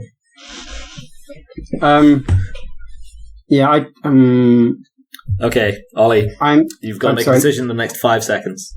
Yeah, okay, I'm going to go onto the mothership. I do think it would be better for us overall if we did capture that mothership, because then we can maybe... big gun. Yeah, big gun. Like, not going to lie, it's a large part of the reasoning. It's a large part of the reason that we all want it, and we haven't just shot the crap out of it whilst it's in the gas giant's atmosphere. I think it's probably good to have 2 command characters on there, and then have everyone else on the others. Am I the only one thinking about their cogitator banks? No, don't worry, I'm there. I'm thinking how far I can throw them with my gravity cannons. What do you mean, cogitator? I'm literally on the bridge! No, the enemies, like, make sure that there aren't more out there, like their data banks and stuff, if we can get into them. I mean, to be fair, capturing the ship would let us access their data banks. Yeah, I think it's better to have 2 characters on the command ship, on the mothership. He said, desperately justifying himself for the big gun. Yeah, YOLO big guns. Havoc Squad. Let's cause some chaos. Okay. I'm going to allow this. So let's let Benji finish his action then, shall we? Benji, you're getting mass complaints from the local night houses, ranging from like polite, cease, please, you're killing us, to stop what you're doing, you treasonous fuck. One of which is verbatim that. What do? Well, I'm not going to stop shooting because I have them pinned. You do. It's true. I'm also not going to fire blindly at a capital ship at which my Marines are on. At least because they're mostly going to be protected by a goddamn fucking... So you won't fire at the void capital shield. ship that your Marines are on, but you will fire at the destroyers and cruisers towards the edge of the flock which the fucking knights are on. I don't have to be on it! That sounds like cowardice. This is their world, and they're damn well going to defend it.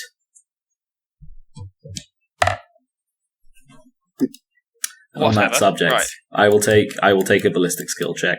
You've got a very, very large... Like, I know you're trying to hit just the edges, but you do have quite a large moving shoal of them, even through the, like, fairly thick atmosphere being on fire in bits. So I will give you a plus 20. Okay. Can I... No, I can't take my time on it. No. See, this is why I want you, Ollie, for precision shots. You can still have the crew roll for you if you'd prefer, and they will still get a No, plus I can 20. shoot. No, I can shoot straight. Fair. Actually, I don't even think Jan Nicholas wanted to capture the thing. I think Jan Nicholas was saying he wanted to go blow up the warp drives. I want to disable the warp capabilities. That's what I'm trying to do, first of all. That's a pass. Of only 3 degrees. Did you re-roll it? Yeah, I had to. Yeah, fair. What was the DOF initially? 1, but still. 1, fair. Okay, so you're not willing to stop firing at the enemy ships, obviously. Like, it's pretty clear to you. You're looking at this outlay, this hololithic outlay of the islands floating over Ballast, and even though, you know, it being a much more 3-dimensional battlefield than you're traditionally used to, it's a bit difficult to read the map. Like, it's pretty obvious to you that if you don't keep whittling down their forces, and whittling is the word because it's taking quite a lot of effort to like precision take down this ship or that, then they're just going to finish decimating the entire world. You can't stop.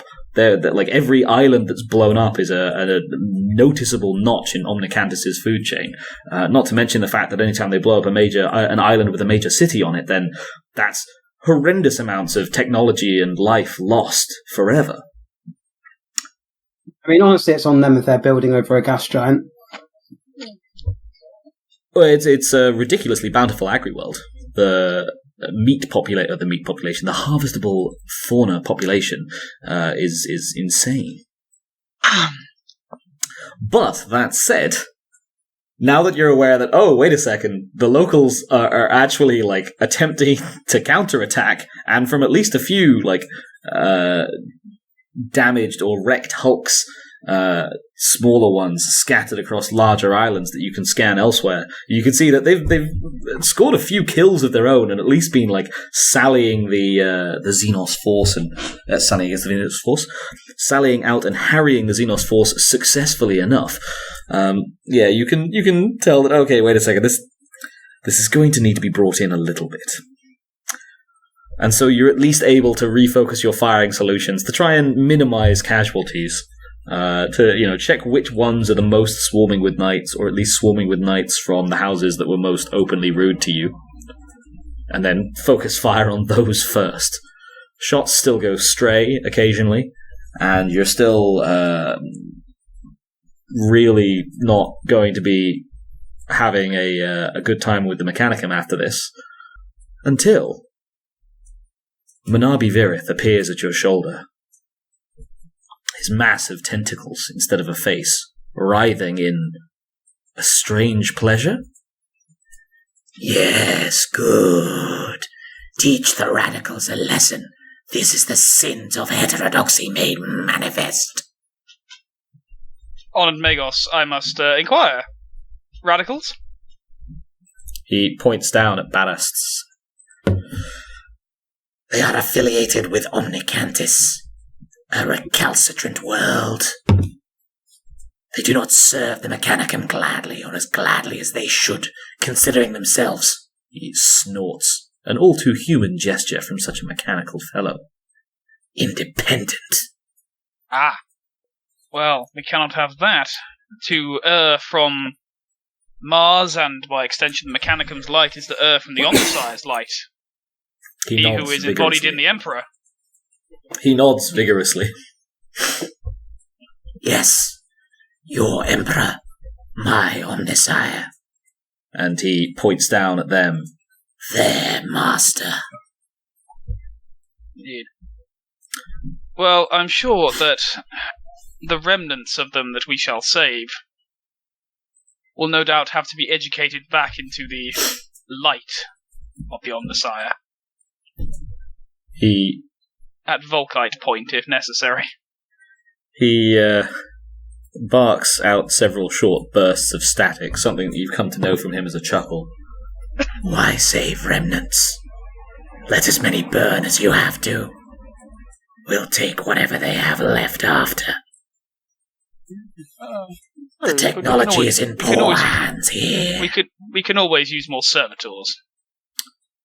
Manabi Virith turns to you openly.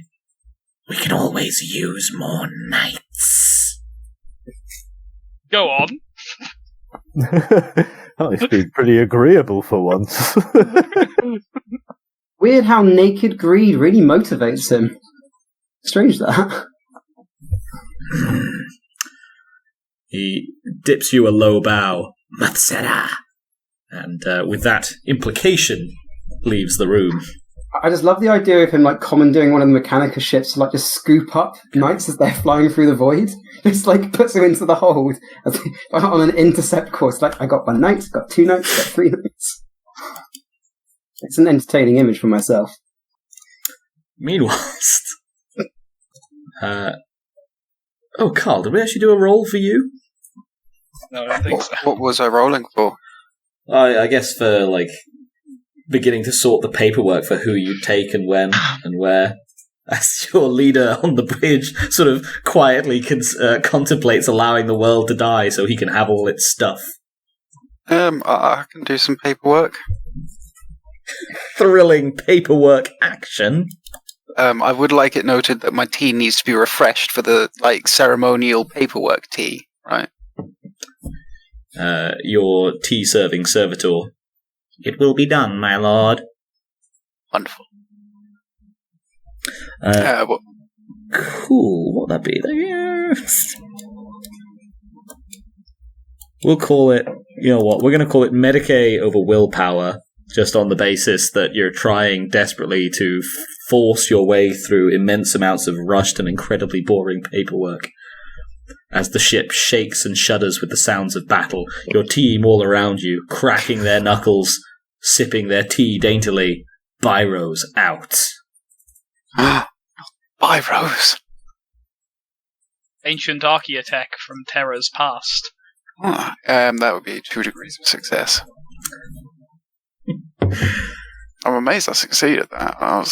It's well said that Kuzco is a man who was born to do paperwork.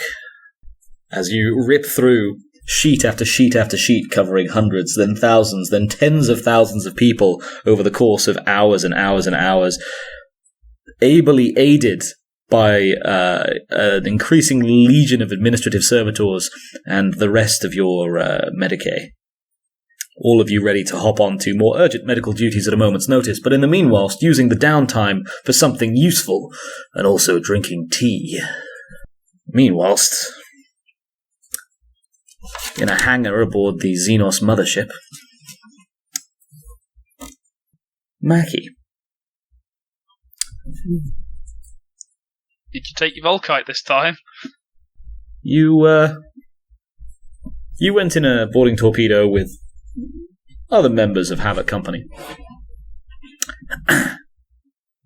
And, by chance, landed in the same hangar bay that Nazeem did, meaning you were witness to his rush into the chamber, or at least the last part of it, the few microseconds where you emerged, blinking even through your helmet, into the firefight with aliens stood crouched and perched behind their barricades, already volleying back at you, as he leapt through a cloud of superheated metal that had been vaporized where his boarding torpedo entered the craft, and directly into a crowd of Akareth, and then began laying into them with his elite mastercrafted ceremonial sword of no specialness. A power sword, yes. Elite mastercrafted ceremonial power sword of no specialness otherwise. Your Havoc squad pours out around you and begins just laying fire into the target-rich environment. You likewise. The battle lasted a bare few minutes, by the end of which most of the aliens are dead, as well as 5 Marines, all of them from the murder. And the rest of the Xenos are falling back where they can. Are there any ships in this hangar bay? There's a number of them, yes. It's mostly empty, but you can see what look to be ships of Xenos make, ships of more recognizably sort of STC-based human make. Mm-hmm. So, I mean, my one of the special abilities of my graviton gun is that I think I can pretty much topple a lot of those little ships inside. Do you mind if I just start going ham a little bit? I would have thought you deployed with Volkites rather than grav weapon. You're fighting on the inside of a ship against biological targets. Like, it kind of the optimal, like, seriously, Volkites with Deflagrate and everything would just tear through everything here. I think I'm not sure if I have Starty's weapon specialization Volkite. You would, it's standard. If it's standard, then I have it, yeah. You're a veteran of the Sol system, you would have it would have been standard-ish. You had the Volkite heavy weapon still in the squad armory. You've still got access to your old one. Okay, cool. In which case I'm happy to you're quite an old Marine, you would have been trained on them in basic. I mean, can I? Because I'm wearing Terminator armor, right? Can I not just carry 2 heavy weapons? That's a very good point. You actually you can. Depends what the heavy weapons are. Yeah, you can, but then you don't have hands. Just so you know. Yeah, sorry, I completely forgot about the Terminator. Yeah, so in fact, I even stand corrected. Yeah, Nicholas, are you in your Terminator armor or your regular armor?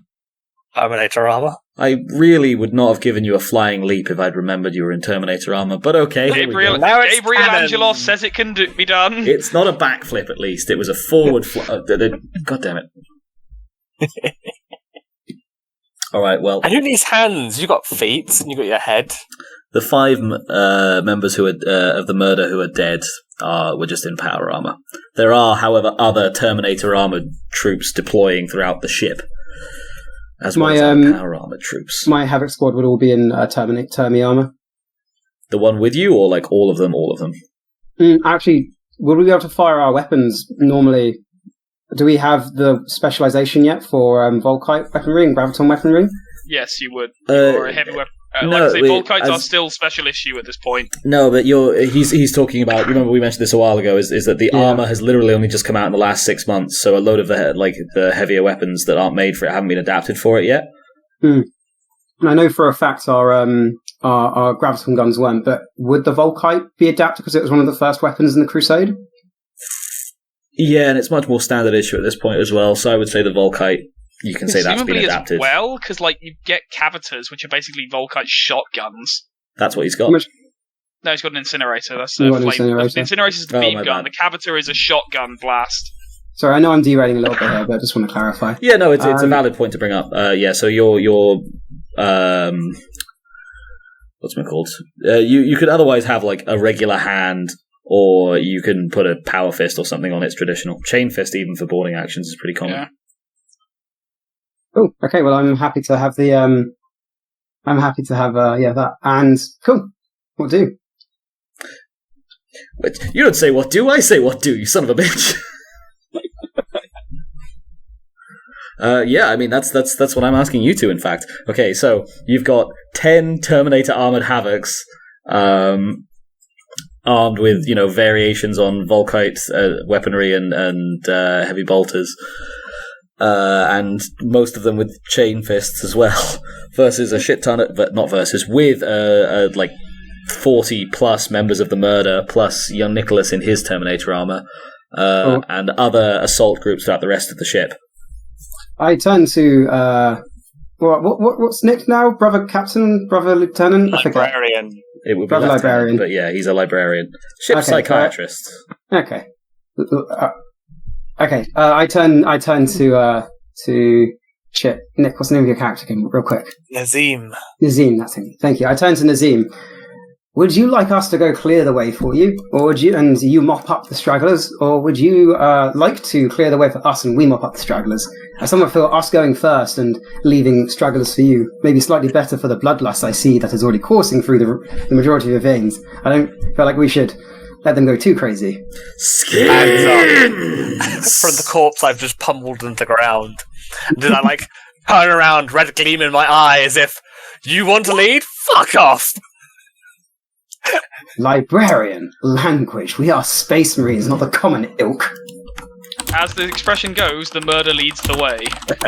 Murder. For the skins! To the engines! I just lunge forwards! Out into the corridor with not a blind idea where he's going, but damned if he's not passionate. Now, on that, I did quite well on my figure out where the weak points were. As part of that, would I know a rough direction of where the warp engines would be on this type of ship? Because it's a human-based ship. Human design. No, this one wasn't. It's a lot of the other ones were. Actually, to be fair, I don't think this was it wasn't recognizably human, but it wasn't what is this strange xenotech weird wraithbone bullshit? You're still dealing with metal bulkheads and such. Exactly, under the architecture of this type of ship, and I did analyze it for weak points. Do I have a rough idea of where the warp engines might be? I just want to have a double check, because you'd know where the regular engines are, but also I don't believe. Yeah, so... Nicholas, knock out its void shield. That way I can stop pummeling its regular engine and disable it completely. Yeah, I was just going to go and disable its regular engines, it will fall into the gas giant. Exactly, that's why I wasn't going for those. I would like to go for its bridge at some point. But first of all, I want to try... After next time this thing, I want to do a roll to figure out if we can figure that out. Okay, so I don't think you'd know where the warp drives are, just because... So you know how regular engines, in fact, on Imperial ship, the power plant and the engines are the same thing, right? It's your main drive, and it usually the exhaust of it juts out the back of a ship, yeah. Yeah. Warp engines don't do that. Because they're a device that sits inside the ship. They don't have a signature. Oh, look at this big fucking pipe coming out. That's clearly the warp engine. It'd be like the shield array. You could have the main generator thing literally anywhere. It's that the sort of thing you keep... you do have senescience. Yes. And senescience is for psychic tracking, and you've got to assume that the warp engines, especially on a ship that's only somewhat maintained... that was my second thing. So let's have a little senescience look for him, shall we? Fair. I will take Psyniscience at a +20, please. Okay. So in that case, from your perspective, Maccy, Nazeem bounds off, the murder charging after their beloved new leader with... He's clearly got no idea where he's going, right? Like, how could he possibly know where the warp drives are? You haven't stopped to gather any information. You need to find a cogitator, interface it, and he's gone. Where the fuck? Oh my god. You can just Redos, I'm going in the perfect direction, my friend. You can just hear... Oh my god, he just ran in. Screaming. God damn it. Yeah, but it worked. Stick to the plan. You can just hear screaming and skin cries in the distance, the nearby distance. As with 3 degrees of success, Nazeem, you have in your nostrils the reeking, sulphurous stench of brimstone, and you know deep down that this sense, this almost metaphorical sense, doesn't exist on the real space plane. This is a signature scent for you, at least here and now, of the Emperine. It's real confusing when Korn embraces him and then immediately strips him of his powers. I've got a quick question. There are Cornate librarians. He's just far more interested in you using your muscles to kill things. For tearing through walls, what is more effective? A pen of 8 or just a really high strength score? Chain fist. You have a chain fist. You would use both. That said, yes, if you're wearing Terminator armor, you have a chain fist, probably. So unless you're going off strongly strength. So, well, the thing is, you have a chain fist, and chain fists are literally designed for this. They're literally designed for. They're not even designed for tearing through walls. They're designed for tearing through secure bulkheads. Walls Beautiful. Are a hot knife through butter to them. The reason you send Terminators on to Space Hulks, even though they can't turn around very fast, is because Terminators can wear chain fists. Nice. In which case, I don't have to up the strength. I can keep with the extra pen that I get from my psychic power and just go even faster through these fucking walls. I don't even break stride. So you're going in a straight line? Straight line, yes, please. Okay, cool. These corridors, I'm taking the beeline straight to the fucking... No, you know what? That's actually quite smart. You've seen from the initial hangar bay thing that it's pretty clear the Akareth knew you were coming. Like, if nothing else, their void shields would have been down for like 5-10 minutes. They've rushed into making barricades. They've probably got other defenses and even worse defenses and traps along the way. Taking an alternate route makes a lot more sense. Not to mention taking an alternate direct route they have no easy way of predicting. Yeah. And the other Marines can follow me. Well, yes, and that leads into point number 2, which is what is your leadership strategy going to be here? In terms of keeping the murder together, if at all, and in terms of regrouping with other members of it. Fuck regrouping. In terms of keeping them together, I have the most skins right now. I will lead you to more skins. Follow! At this, the Havoc Company all share a knowing glance at each other through the Terminator helmets. It's skin-fueled, murderous, Nahathel KoolAid man situation we've got going on here, then. Episode title. So, I will take Charm over Fellowship at a +20, please.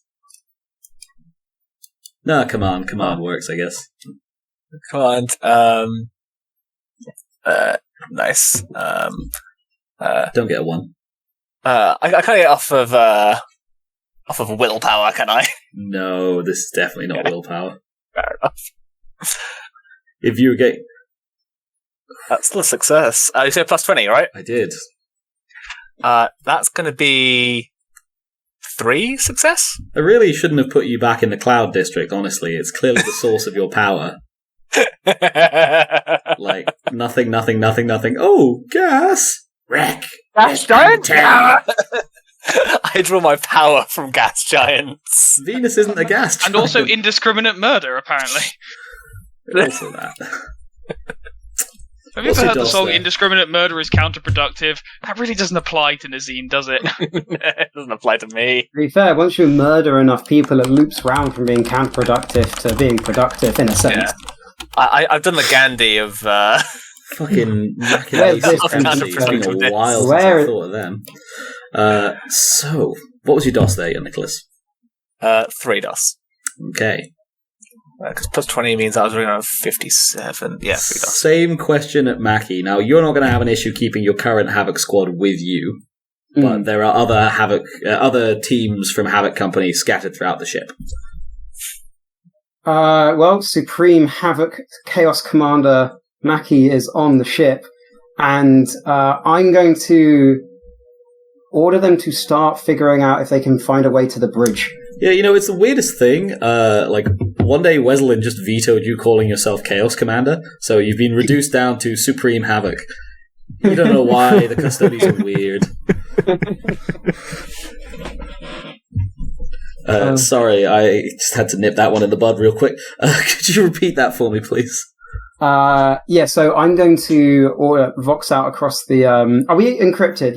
Do we know if the aliens can assume that you have a... They might well be able to, but you can assume that you have a moderately... in fact, you've got chapter battle speech as well.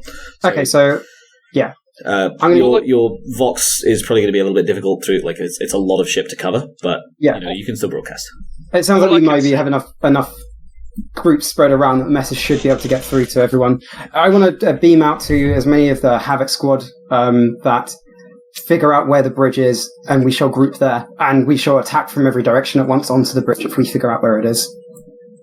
Yeah, it's one of those ones where I've got to say, just at some point in this campaign, meeting the Emperor, and Ollie introduced himself as, what was it, Chaos Chief? Chief Chaos. Chaos Commander. Chief Chaos. Chief Chaos Commander. And just the Emperor just that sort of eye twitch. Just quietly turns to fucking Malkador. Kill that one. Just obliterate Ollie with his psychic might. Just turns around and goes, anyone else got real smart aleck tendencies? And I'm just in the background, just eating brains. Emperor's no, that one seems good. Keep that one. Yeah. He's doing what I intended.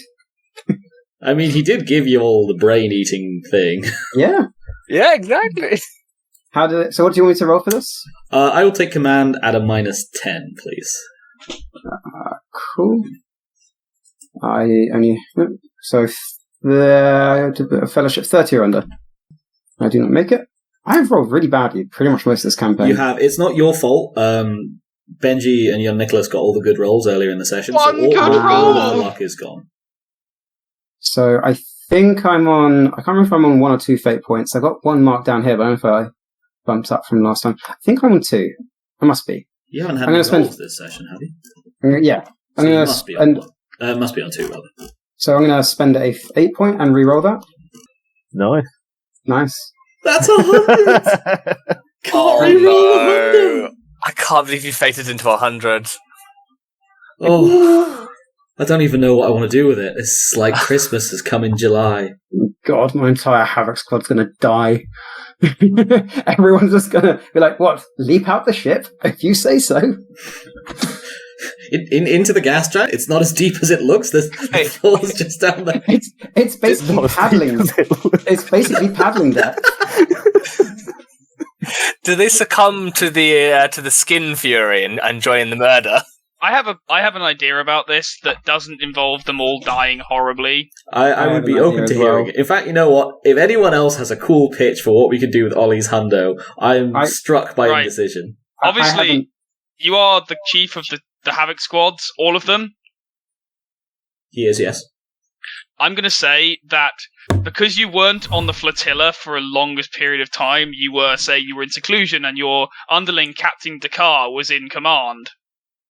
Captain Dakar's a crippling logistics issue has suddenly reared its head in that he was really into his training and has used up 99% of your ammo. You didn't realise before you deployed onto the ship. Oh, no. So the entire Havoc squad is now without ammo for their heavy weapons. I think it would be cripplingly negligent if you deployed without checking that you had ammunition. You're supposed to be Marines. I have an idea. I have an idea as well. As it was a failure to keep them together, they have succumbed to the skin lust and either followed me or dispersed elsewhere in the ship, hunting for skins. Okay. The idea of trying to hunt for skins with a Volkite. My one was going to be that the Vox network has been silently infiltrated by the Mushroom people, and they are fully aware of this plan, and because they presumably know where we are on the ship to a degree, every single move we make is countenanced by, them figuring out that we're making their way towards the bridge and heavily reinforcing it. It becomes a war of attrition. Actually becomes fucking hilarious because they possibly pull men away from the fucking warp drive as I'm storming directly towards it. I think I'm going to go with Ollie's submission, and this being 100, it's going to... And the Akereth being the Akereth, you're going to be facing some pretty stiff resistance as your... what's it called? As your HUD indicates that squad after squad after squad has received the message, until your helmet's machine spirit begins barking a slew of warnings in your ear. The Vox network, supposed to be secure, is evidently nowhere near as secure as you were hoping, until you realize what's happened. The craft is not of Imperial make, but there's at least some human elements in it, and your message is only relayed so far because it's managed to sort of accidentally and automatically tap in to Vox nodes on the ship, which have then pinged it to other squads, as have the receipts back to you. Oh, my WhatsApp, the Akereth mushroom profile image appears going, cheers, bro. Got that? I'm like, wait, no, fuck. Unsend to everyone. In addition to having the comms frequencies for the entire boarding crew, they also now have a map of where every single Havoc squad is. And your message. Am I aware this has happened? You are aware this has just happened. You cannot, however, not easily make other people aware without letting the Akereth know that you know. Yeah. It's fine, and I can't really tell them to regroup, and I'm not going to anyway because it's 100. But I can't do anyway because I'll just reposition the Akereth. This does turn me into the Fire Soak, and we are all wearing Terminator armor, so here's hoping we make it a little bit. Meanwhile, Nazeem, you've got a chain fist in one hand, you've got a force sword in the other, and behind you, you've got 30 to 40 to 50, 55. Where are these stragglers coming from? As your squad HUD begins auto-merging with other squads, putting themselves subordinate to yourself, and the amount of friendlies registered as under your direct command skyrockets. 50, 60, 73 members of the murder, all pouring after you, all chanting skins, all drenched head to toe in gore and viscera, all burning every room they step through, hucking grenades this way and that, capturing what they can from the aliens, clubbing Akereth to death with their own guns, bayoneting, filleting, slicing away with their master-crafted Macuiltotec pattern chainswords. It is an orgy of carnage, and you feel at peace. Useful. I'd like to inform any of the other Terminators if they form up a arrowhead formation next to me. We will cut through the ship faster and gain more skins faster. Skin! Arrowhead formation! Skin them! Is there any chance you're also spraying chrome onto your face and shouting, "Witness me," by any chance? No, that's fine. That's Imperial doctrine later on in the timeline. This is just heresy. No, he's just respraying the colours into his armour as it gets. Yeah, exactly. Yeah. I've got spray cans. I haven't brought any grenades. I've just brought spray cans to repaint my armour as I go. It also wouldn't work because we're luminous pink. You do not have a spare hand. And you will ride Eternal horribly painted. Doesn't quite have the same ring to it. My colour scheme is fucking amazing. Thank you very much. So, it'll be some hours of fighting before you can finally force your way over to the warp drive. The casualties... Still beelining it, but yeah, sure. You are beelining it, but you're still having to beeline it manually, room after room after room. Not to mention every now and then you'll come up against elements of the superstructure where you can't easily cut your way through. You can, but you're carving a little hole into a thick beam or something, so you have to worm around or meet stiff Akereth resistance. if I it's only a small bonus, but rather than fettering my Strength of the Ancients, which gives me bonus to damage and pen, if I cast it so it doubles its pen, would that speed it up at all? You know what? Here's what we'll do. Roll me a weapon skill. A weapon skill. Okay. No psychic stuff involved here? Nah. You are using your chain fist for this as well, so... Oh, no, you're using both, right? Because it's just forcing through things, so you can have your Mastercrafted bonus. In fact, everyone gets a Mastercrafted bonus. Everyone who's using the standard chainswords, at least. I know you're not, but everyone else, or most other people were. Cool. Because we said they were Mastercrafted. Cha-ching. God damn it. Have you failed a roll today? No, I've re-rolled and succeeded everything. Ollie's rolled once and it's been 100. I rolled twice, and both were fails. I rolled a 73 into 100. Yeah, exactly. So I'm your just net getting a plus 10 to this, right? Yeah. No, nothing else? Cool. So that's going to be 2 degrees of success, still. It'll be a full hour of fighting to get to the warp drive. 2 degrees of success. Alright, give me a D50 for your fatality count on the way. 16 Marines is not bad. All That's things really considered. fucking good. Okay, yeah, obviously it's a lot of Marines, but also, you lost 5 in the initial hangar attack, and the Akaretha pretty much dug in. And Also, with possibility of 50, that's really good. Yeah. Also, we're in Great Crusade, where losses are expected. Yeah. 15 Marines isn't a percent of the chapter. Mm. It's, to be fair, percent slightly under of the Grand Company, but yeah. We can always get more. Exactly. Meanwhile, taking careful measurements of study in the Teguantis system. Cool. Sorry. Meanwhile, Mackie looking at those numbers creeping up and up and up. Yeah, that's a good call, Mackie. For the last 4 minutes of the session. I'm sorry, I know we've done a load of boarding stuff, but I'm very excited by the boarding things. No, please, I love it. Yeah, that was more apologising to everyone else who isn't boarding. I was going to say, shall I, given he's got the paperwork done, largely, I'd like to invite my chief apothecary to the bridge for a nice glass of amasec as we continue the bombardment. It's not really done, for the record. He's got, they've got a lot of casualties. They've been, their world has been being slowly destroyed for... I know, I just want to include Carl. It's fair. I like to drink. An urgent missive from the bridge. Indeed, yes. Brothers, I must be off. There are command things that must be done. Enjoy the paperwork! And I would, that power walk almost running where you, slightly skip a step every now and then? Yeah. Do the Vince McMahon walk. Yeah. With that, you proceed off to the bridge, where you find...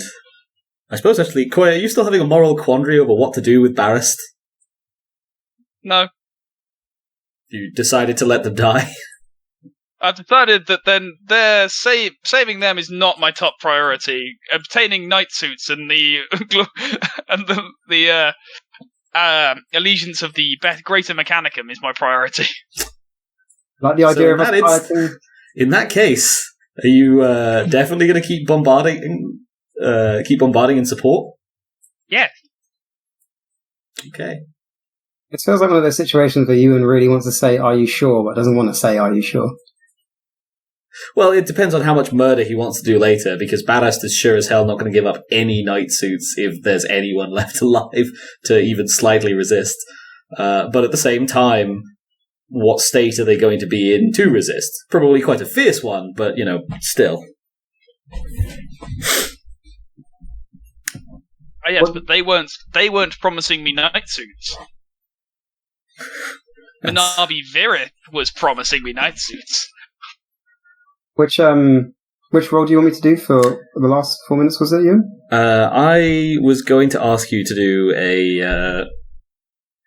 I wasn't going to ask you for a specific role. I was going to ask you before we led into a role, like what's your reaction to what's your next tactical decision as the murder begins, like coalescing around Nazeem in his wake. Meanwhile, elsewhere, 2 other Space Marines clink amasec glasses on the bridge as they watch explosion over explosion go out in a rare, within visual distance treat. Macuiltotec, being the tactician he is fully aware. I suppose is fully aware that yes, we now have the mushroom people fully aware of our every position. Therefore, we should make as much use of it as possible. And we do charge all towards a single point now. I said the bridge. We shall keep going towards the bridge. You've said the bridge, but none of you actually know where the bridge is at the moment, remember? So, if you remember, one of the other instructions I sent out along with that was find a way to figure out where the bridge is. That was the first part. Then the second part was... So, I'm going to start looking around my squad for any way we may be able to find. I'm also going to radio back to the... I'm going to vox back to the... to our main ship, if it can get to them. You are cut off at the moment, unfortunately. The void shields of the Xenos mothership have gone back up at this point. In which case, then, I'm just going to try and figure out a way, then. Figure out any potential way. Has Nick, have you eaten any of their brains? I mean, they don't really have brains, I suppose, do they? Have brains now. Yeah. Also, with Terminator armor, eating is a little bit difficult. Yeah. At the moment, I'm just skinning. I mean, I'm not surprised. I'm a little surprised the skin squad isn't going. They don't really have skin. Now, we've gone over this. It's the first layer of flesh. Exactly. It's more enthusiasm than technically flensing, you know? It's more like string cheese than actual skin is how I'm seeing it. Yeah, exactly. The important thing is the sentiment. You know what, then? Yeah, my first tactical order in my group and what everyone else I think will do is just look for ways to figure out where we're going. What's your skill pitch for this? What would you like to be rolling? So I have Navigate Surface, and I have that trained. I think all of us do, actually, so we could all support each other on it. So I'm going to ask if I can get Navigate Surface and get a +10 as well from my squad. You don't get supported by NPCs like that, unfortunately. Yeah, worth an ask. Other than that, Navigate Surface, that would only be a 35 or under. I think Navigate Surface would cover it, though. It would, but it's a 35 or under. I suppose I could do a +10 to make it a 45 or under. From spending my other fate point. Statistically, you're better off with a reroll most of the time, I think. Yeah. You say that. Statistically, you're better off with a reroll. Yeah. The operative word is statistically. All right, it's the last action of the session. Yeah, Navigate Surface, I think. So I believe in you. You can do this. Don't get a hundo. I'm going to spend a fate point to reroll that. Don't get a hundo. Make it. I mean, it contains a 1. 2 degrees of success. Contains 2 ones. 3 degrees of success. 2 degrees of success. 2 degrees of success. Yeah, I was rolling at 35 or under. All right, and then can I also get Principia Bellicosa over Agility real quick, actually? Yeah, sure. 50 or under. No, 88. 2 degrees of failure. 3 degrees of failure. Cool. One of you... So, you break through several corridors in quick succession, looking for something, anything, a room, a diagram, a fire map, like markers and indicators that you think might lead you to the actual bridge. As you do, you are subject to several rapid-fire ambushes by the Akareth, and one fairly cunningly hidden trap where a loose drive plate was simply covering a particularly potent mine that sent one of your Terminators halfway through the roof to the deck above. It was only their weight that pulled them back down, and only their immense armor and shielding that stopped them from actually dying. But they're not in great shape as a result. Mm-hmm. After perhaps a quarter of an hour, you eventually stumble across more or less exactly what you were looking for. It's a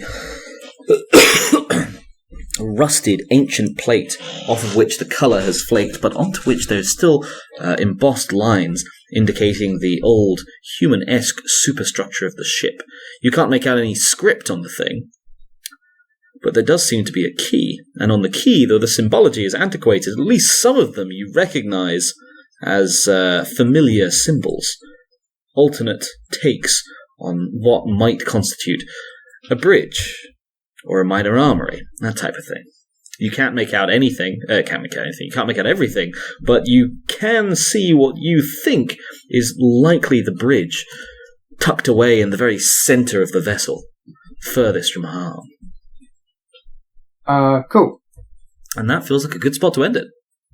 Before I forget to do it, can I message out to the entirety of Havoc, telling them to look for this symbol and just send a pict?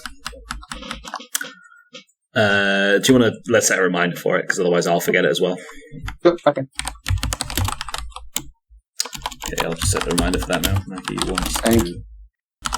Cool. Does anyone have any reminders for that session? Anything they'd like noted down? Making a beeline for the warp engine.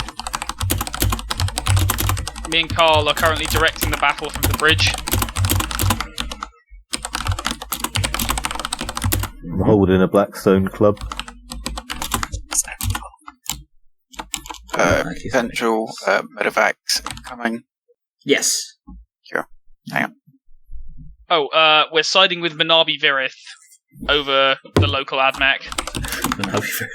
He only had to imply that if you help me murder all these folks, maybe you too can have some of their stuff. Deal.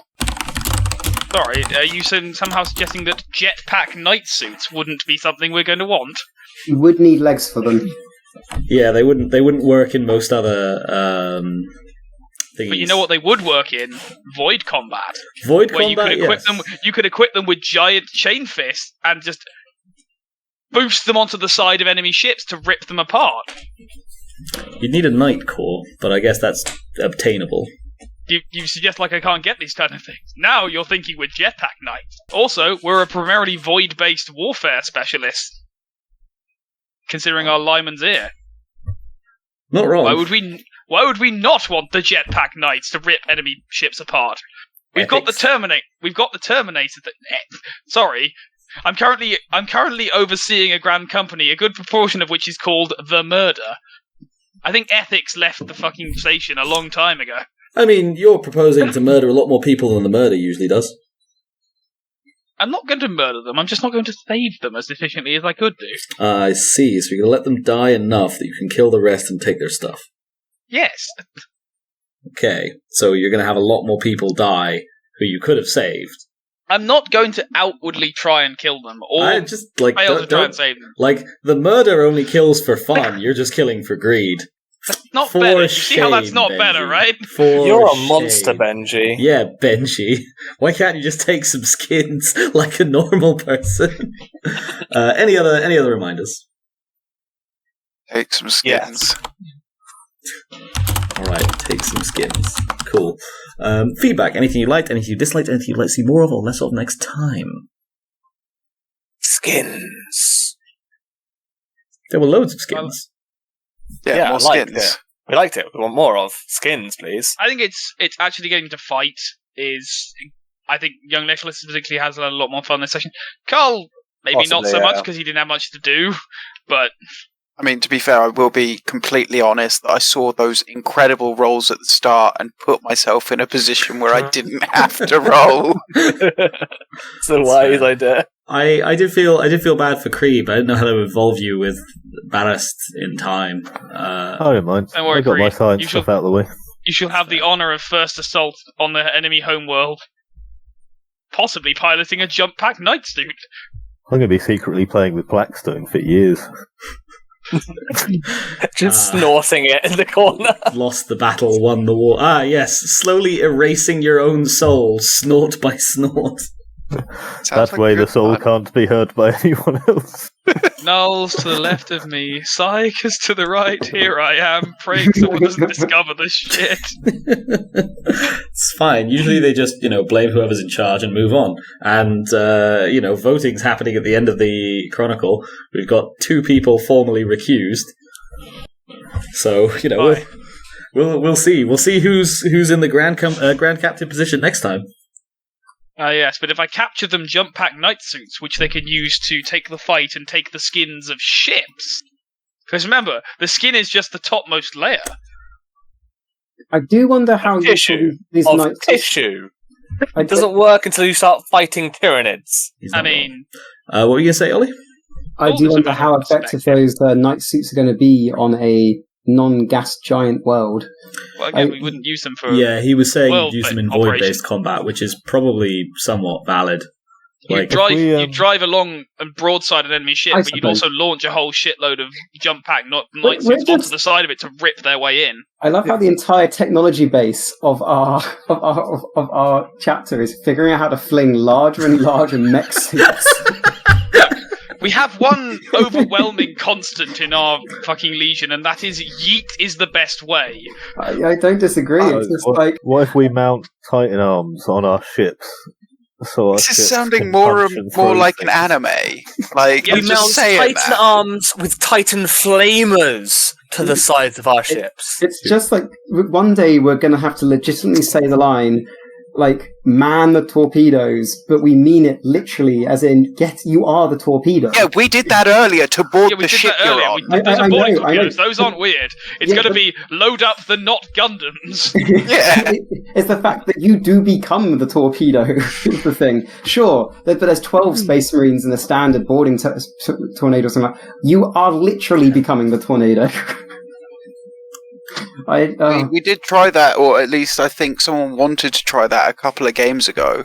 Yes, that was to be fair. If there was a circumstance where you genuinely could have yourself fired out of a boarding torpedo, this would have been it. The thing is, like, this would have been high orbit into the void ship, and it probably still wouldn't have gone well. But like, you could at least argue something. What your Nicholas wanted to do previously was have himself fired over hundreds of thousands, if not millions, of kilometers, directly at an enemy. Where if they moved even slightly, he would just miss. Dead. Yeah.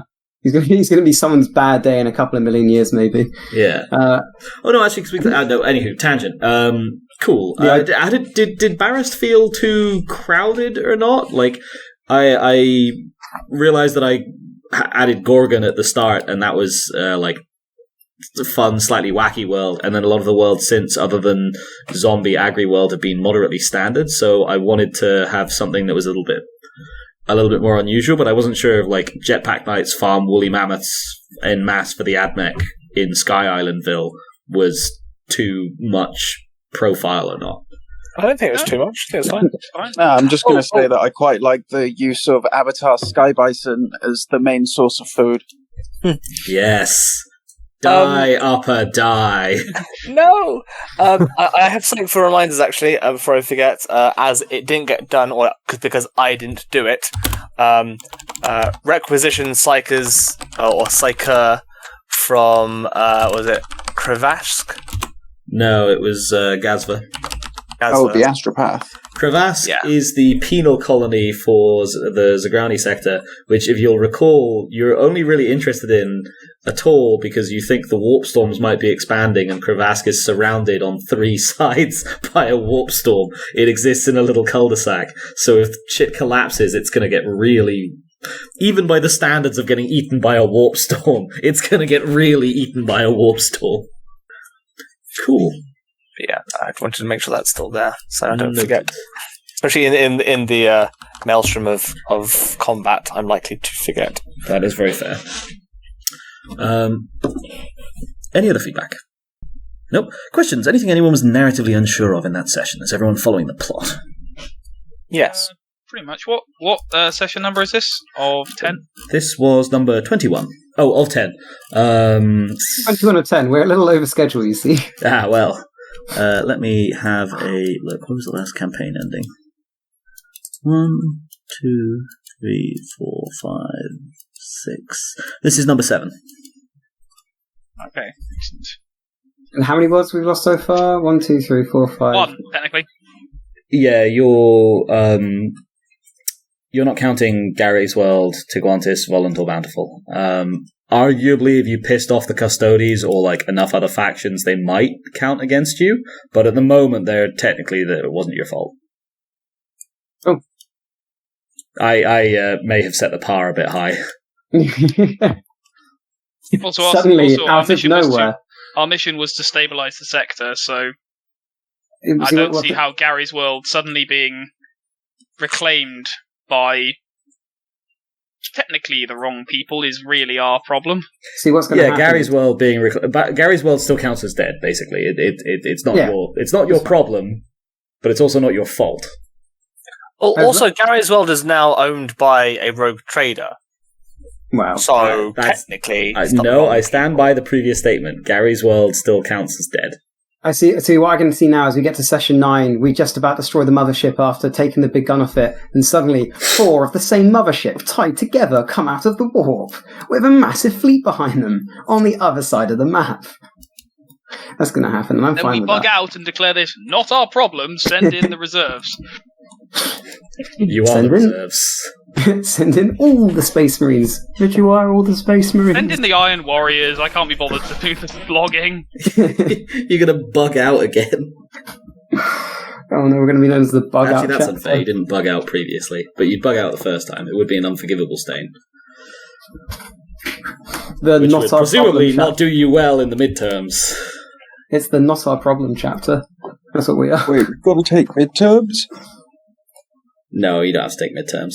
But by tradition, we do the vote at the end of each chronicle, so I'll have to find some reason for why the vote comes up. Do you all want to have, an update on what you're looking like voting block-wise, or do you want to keep it a mystery? For that having a reason? I thought it was just a thing that we did. It is also a thing that you do, but there's been reasons for the last couple, because it's made sense. We'll take an update. I mean, it's not like this shit is hidden. We're quite an open legion of telling each other we hate each other. That is extremely fair. So you're currently sitting at almost even, essentially. Nazeem was sat out back, but assuming he doesn't die and that the murder doesn't completely die, he's got a massive following he's going to get himself a massive following from this if he keeps up as he's been going. Coatlmox and Kuzco were sitting on hefty majorities, but those have been sizably reduced by the fact that just conveniently a lot of the people who support them keep dying in these mass assaults or tactical blunders. Add the inverted commas wherever you like mentally. Which has, net boosted Coayah's vote share. Coayah also has been building up Tactical Company, who likewise have, obviously are inclined towards Coayah specifically because he's not batshit skin crazy. And meanwhile, Maccy has more or less gotten away with a quiet rebranding of Havoc Squad or Havoc Company, because Havoc Squad was very much one step removed from the murder at times, whereas Havoc Company is quite havoc-y, but they're not super skins, and they've adapted quite well to the new Coayah professionalist regime. You see, we're murderers with style, whereas you guys are just barbarians. You do your job and don't cause me any problems, therefore I just let you do what you want. You take that back. Is it wrong? No one's ever said that phrase to young Nicholas before, and he'll be damned if he's standing for it now. I would just like it noted that I am not within that group. Dear. But yes, so you're currently sat at about even vote share. So even though it would usually be quite disproportional, 3 sessions left before we go over par, so you're still all in it. There's maybe the acquisition of jetpack knights, even if the murder can't, directly use them. There's have tiny jetpacks and follow along the knights to jump through the holes in the ships that the jetpack knights tear. Have them in nets. Just giant nets of Space Marines behind them. If it works, it works. Just backpacks, literal backpacks of Space Marines. Yeah. It's like spiders giving birth. Oh, I'm snipping that right the fuck out. That's no thank you. You're going to squeak me. I'm not even going to be able to do anything. Ugh. Have you seen the ones that fly? No, seriously, I'll just have to end the call and we won't get XP. I'm sorry. The phobia is no thank you. Yeah. It's one of those ones where I think the introduction of the Mistlands might actually kill Ewan's interest in Valheim because it's got loads of spider webs. Yeah. Depends on the spiders, you know. Like, I get all right with the ones in Skyrim, but they don't really move very spidery, and the movement is what freaks me out half the time. How do you deal with going in Path of Exile? How do I do with what? They're only in a couple of levels, and you can probably just They don't. them. Yes, I can ignore them in amidst the like flurry of explosions, and also they're really slow moving. And again, they don't move with the skittering rhythm. They're like random Path of Exile mobs wearing spider bodies, but they're not actual spiders. They don't same as like scorpions don't have quite the same rhythm most of the time, so they also don't set off my arachnophobia. Generally, depends how close up you see them. Ugh, I can't stand Fair it. enough. It's not a rational fear, you know. But That's a That's phobia. why it's a phobia. Phobias are Yeah, inherently exactly. irrational. Yeah. It's like me and frogs. I know that they can't hurt me. I know that they are pathetic, weak things, and I'm pissed terrified of them. I used to have a phobia of ostriches. I remember that. Well, see, that makes sense. Ostriches can kick you to death. Yeah, it was actually any ratite, and all of those like weird, long-legged, brain the size of a walnut but have knives for feet. I don't trust that combination. Yeah, You Bird, can they're just live at me, players. you know. Huh? You can just at me, you know. You don't have to like call me out like this. Anywho, let's do some XP. Yikes! Oh, he's varying it.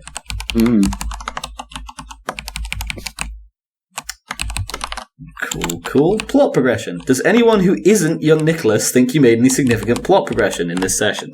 And Yes. God damn it. Yes, I do. I love that man. What the fuck, Benji? You just did a more eloquent version of yes. And if so, what plot progression did There you we go. make? That's all I was asking. That's all I was waiting for. You fucking... I would say we engage the enemy over Barrist and are continuing on a campaign to grab any and all information from the databanks we can, cripple their mothership, and destroy their ability to make war. We're progressing with the overall plot. Also, Blackstone experiments were happening, and knowledge was gained. Maybe you were already at cap, but for the record, I'm not giving for the cogitator thing, just because no one on the ship is currently actively trying that cogitator stuff. We do it after we take the ship. That's fine, but you wouldn't get plot XP for a thing that you intend to do eventually in the future, but haven't started at all now. I wonder if there's enough of this Blackstone around that used to be in structures like castles or perhaps fortresses. I don't know what you're talking about. Just sounds like nonsense to me. Who would make a fortress out of black stone? Right? Well, if Valheim would give me the fucking materials, I'd paint the shit out of my stone.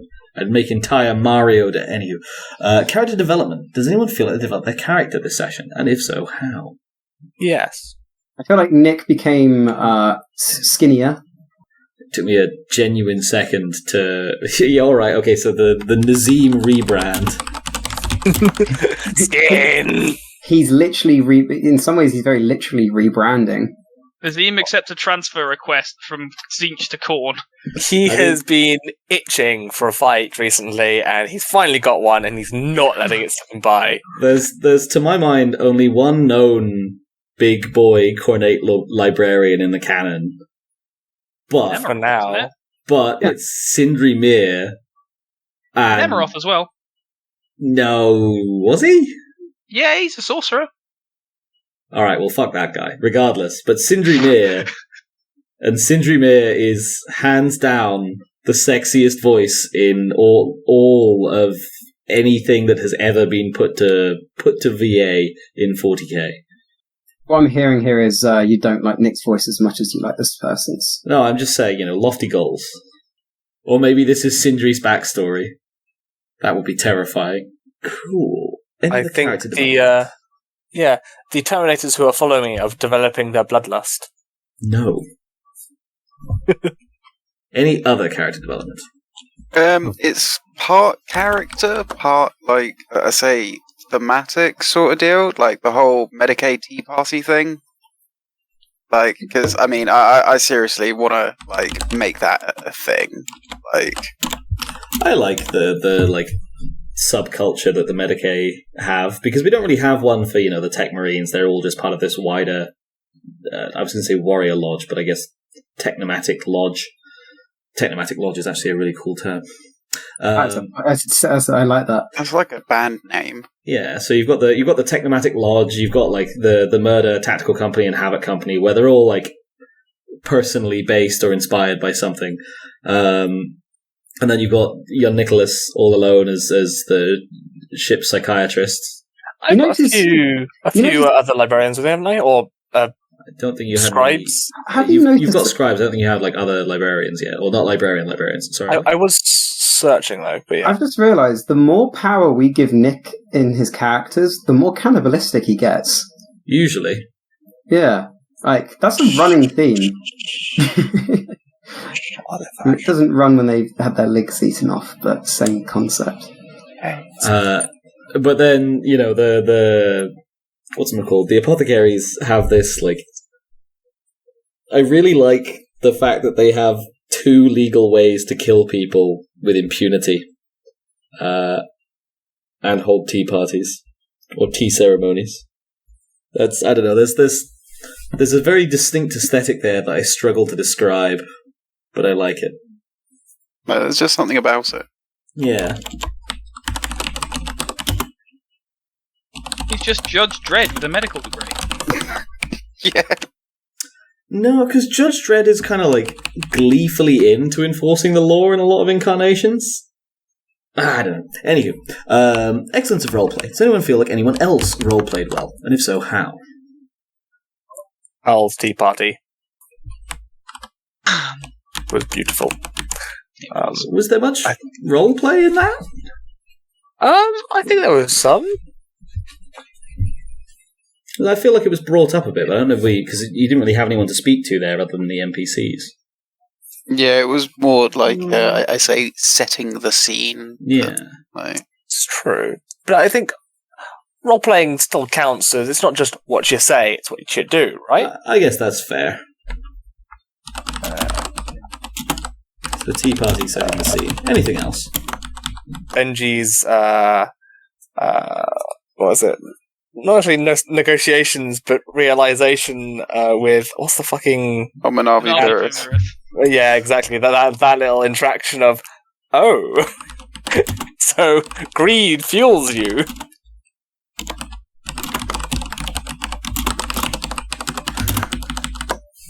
Yes, the in-character penny finally drops.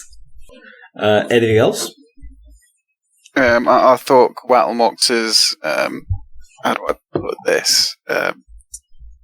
Obsession with scientific research and knowledge, like really, basically, just like embodying that Mechanicus, like need to know more.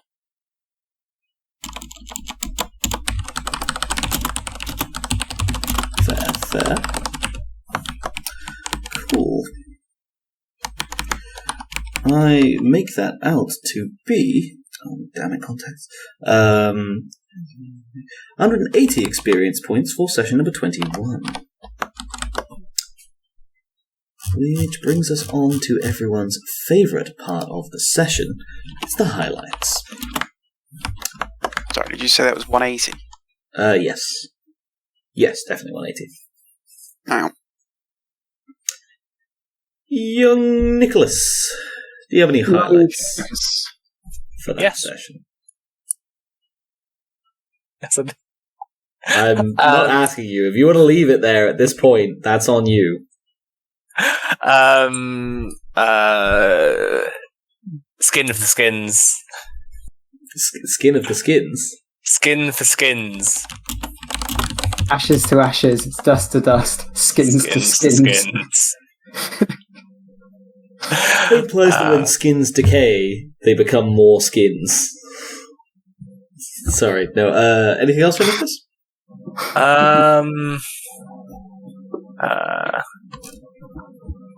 This is how you board a ship. Anything else? I'm sorry I took the luck.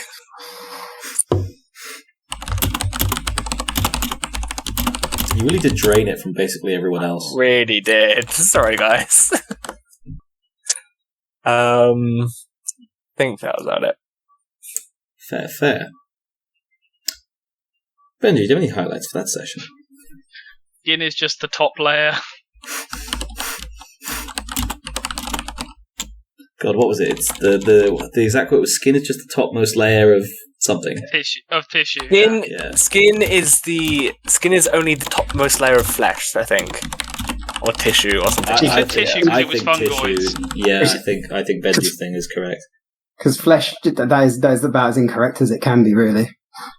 I don't know, you still say the flesh of a mushroom, it's just not meat flesh. Yeah. If you're saying it like flesh is in the figurative sense, I suppose. Yeah. I mean, they're only figuratively mushrooms, remember? True. So really, this is all figurative anyway. Yeah. Well, it's an imagination game, Ollie. Oh, shit.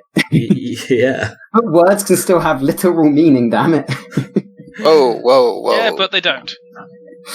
Not really. Words are just a series of weird noises we all vaguely agree basically mean this. And even then, there are whole other languages where that's not the case. All words are just made up in the end. Yeah, you just fart a sound at other human beings and they go, ah, yes, farty sound. Any other highlights, Benji?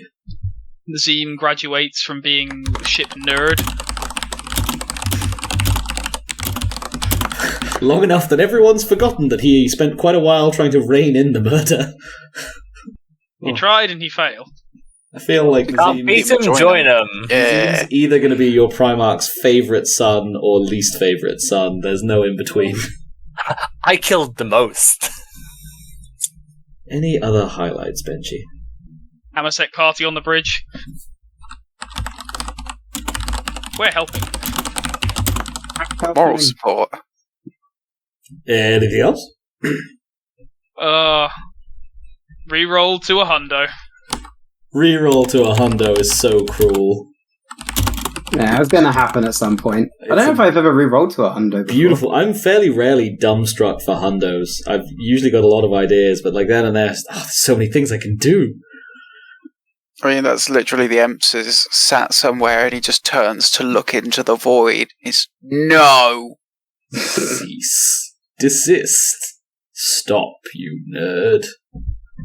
Any other highlights, Benji? I think that's it for me. Cool. Cread, do you have any highlights for that session? Don't eat the astropaths. Sounds like you guys had an eventful first 3/4 of the session. God, yeah. Just brief discussion at the start. Really, you guys? Did you let Nick near the astropaths again? No, he actually wanted it for a proper reason, but we automatically assumed he was just going to eat the astropath. Yeah. I was just joking about Nick. It's hilarious and it's true. To be fair, it was mostly Benji who assumed that. But, to be fair to Benji, it was not an unfair assumption. Any other highlights? Go paddling in the gas giant. It's not that deep. It's paddling depth. Any other highlights? Chief Chaos Commander Maccy. Or maybe the Marine previously known as Chief Chaos Commander Maccy.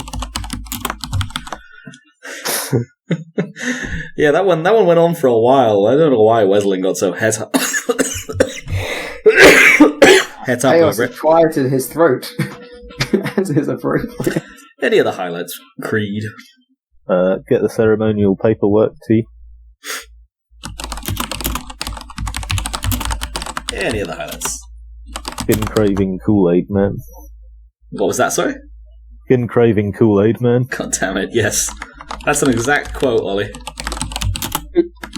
Like, I just imagine every wall burst through just, oh yeah! Oh yeah! Oh yeah! So what? Sorry, yeah, I was saying, I don't know why I said it to Ollie when Ollie was here for it already. I mean, if you replace the yeah with skins... Oh, skins! Oh, skins! People Playing on repeat through my Voxcaster. Skins. Except now, because we're all kind of bad at the impression, because the KoolAid man is a lot deeper than that. All we'd sound like is Macho Man Randy Savage if he was obsessed with Slim Jims being made out of skin. That sounds amazing. I don't know who Macho Man Randy Savage You is. do know who he is. Yeah, it's like one of the But- most memed wrestlers in existence. I've never seen a wrestling. He's the guy. Have you seen the original Sam Raimi Spider-Man? No, I mean, you almost certainly have. I You've watched have it. not. We've watched it on one of our. we have not. We've You watched always all say three. this about films. I've definitely not seen it, He's the guy in the cage. He's the guy in the wrestling bit from that. but I've not seen that movie. Was he in the Harley Quinn movie? Was that him? No, because he'd been dead for quite a few years at that point. That would. No, you definitely know who he is because Callum's memed on him in CK before, and you've asked who he is. Yeah, I still don't know who he is. Is he the milk guy? Yeah, he's the milk guy. Fair. Okay. Well, he does the milk adverts. Got it. Alright. Anywho, any of the highlights, Creed? That's it for me. Cool. Carl, do you have any highlights for that session? Psychiatrist recommends physical therapy.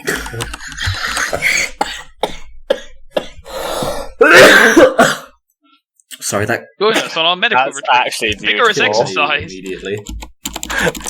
I, for one, support Carl's help in my push to slowly gaslight young Nicholas into describing himself as the ship's psychiatrist. Hey, I am. It's fine. I would not trust you within an inch of my brain. I was saying this to someone earlier today that it's ironic that we've been slowly excising space wolves from this version of the setting, but then basically just replace them with Mesoamerican space wolves. You don't call psychers, they're psychiatrists. You've got a weird group of people within you who are slowly descending into ferality. There's a whole thing about be used in their place for other stuff in future. You're just becoming the space wolves, but with skins and a cooler aesthetic.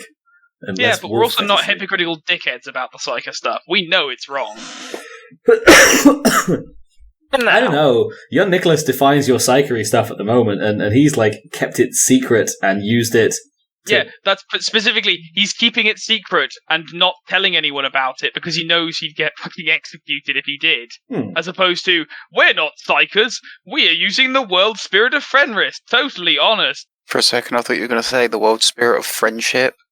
I shall slowly build. Friendship is magic, and magic is heresy. Therefore, Exactly. kill the world spirit of friendship. I shall You'll have find brain that friends it's eventually. The ship spirit of the Obsidian Heart. Oh yeah, well that's the other thing. You say you're so much more ethical. Your psych has been running a long-term mass cannibalism program. I didn't say we were ethical. I just Oh, said you we weren't less hypocritical. hypocritical. That's true. It's going to be that moment I finally find someone who's like, yes, join me. You're just like me, and open the secret door to the brain fridge, and it's choose what you'd like. And they have a little freak out, and then you eat their brain. Remember, less hypocritical, not ethical. Ah, I see. So that's Idiot comment the about approach the we're going brain with. fridge. You don't have psychers. You have singular psycher who eats the rest of them. There can be only one. Okay, who haven't we done? Ollie, do you have any highlights for that session? Hello, Wait, have we not done you, Carl? What was that? Oh yeah, we haven't finished with you. Yeah, sorry, Carl. You need more highlights. Knights keep putting their hand in the fire. Fire is hot. Wait, let me check again. Oh, nighty will help. Any other highlights, Carl? Watching the fireworks. And that's it. To be strictly fair to the knights, it's not like you voxed ahead or anything. So they were in the process of actively defending themselves, and then the orbital bombardment started to come down from someone notionally. What do you think we were going to do? I mean, sending Engage troops in to honorable fight in melee glorious combat. melee. Yeah, exactly. Yeah. Which we are doing. Yeah, but you're also firing on them from above like fucking cowards. For shame. Tomato. Tomato Yes, well, to I'll be friendly so- fire. Yes, well, I'll not really think about them when I steal their stuff. So we just don't You send them a really Christmas will card. end any number of civilizations if they send you rude messages, won't you? Any See what this highlights? badge said. What does this badge mean, Ewan? What does this badge mean? What? I can't. You're not on webcam. I meant in character. Oh, I see. Are you pointing at the dead cat you wear about your neck? I was meaning more the Legion symbol. What does this badge mean? Opens little note. I can do what I want. Within reason, you don't have any jurisdiction over the Mechanicum. I have Manabi Virith telling me I do. Well, Manabi Virith is saying that he has jurisdiction over the Mechanicum and that he's signing off on this for you. But even then, he didn't say it explicitly. He said, sure would be a shame if they all died and we took their stuff. And even then, he implied that. Fine.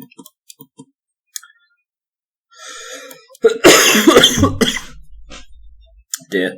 But I'm sure you can get him to go along with a, hand shot first situation of going, yeah, no, the Knights totally drew a gun on Allied forces, and then when we asked them to stop, they shot at us, so we killed them all and took their shit. It's entirely fair. The Knights suffered critical casualties in defense of this world by acting like complete fools. I'm going to ensure that a proper PDF is set up, and to ensure that, I'm going to confiscate a good portion of material. Unless the entire world dies, you do not have the authority to set up a PDF. On most other worlds, yes, Barrast is a Mechanicum-aligned world, and comes under the auspices of Mars. Look at all these empty knight suits they have. Whatever can I do with them all? Honoured Magos, Manabi Virith. Technically, it's under Omnicantis, so he also can't do this. But also, who's going to stop you? Especially if you just... Well, I suppose Omnicantis, who are repairing your ships. But you can get new ships. Yeah, but remember, Manabi Virith doesn't want us to have the big gun, so I'm thinking that I can trade them the big gun. No. Let's not be too hasty here. Let's not be too hasty here. Let's keep the big gun. We'll deal with this all next time. Ollie, do you have any highlights? I think Carl was still going, sorry. No, he said he finished that time. I mean, to be honest, I feel like everything may have been covered. The role in the hundo's already been counted. Yeah, I kind of think actually everything's been... You know what? I liked Nick using senescience to figure out where the warp core was. I like that. That was just a nice touch. I thought that was a nice bit of in-game mechanics meeting with some in-game lore there. I just thought it was neat. I, for one, was very happy to see Nicholas actually getting to use senescience for the, something that it's supposed to be used for. So half wisdom, right? Can we roll half wisdom where the warp core... Fucking, you cannot roll half wisdom on... Rage. Sorry, what was that, Nicholas? I'm just happy that I finally passed the senescience test. Well, because you're often trying to use them for stuff it's not really for. But this is totally. I do though. I'd only fail them. So. Yeah, because they usually become much more difficult rolls because you're trying to jam a square peg into a round hole. I'd like to see if this man over there is hungry, and if the anger of being hangry is emitting into the void in the form of emotional demons. This is exactly the type of thing you do try to do with it. Whereas this was I want to use my psychic bloodhound skill to search for the big thing, what smells of warp. You know what? That you can fucking do. Oh, sorry, that was really passive-aggressive, but I have no excusing statement. I have nothing else to add, by the way. I'm done with my highlights. Cool. In that case, thank you all for a very entertaining session. You got any to add? I do not. I, like Ollie, I think they were all basically covered, I don't think we had any text highlights this week. No. Cool, yes. So, thank you all for a very entertaining session number 21. Does anyone have any final words for the recording? Gonna get us a big gun.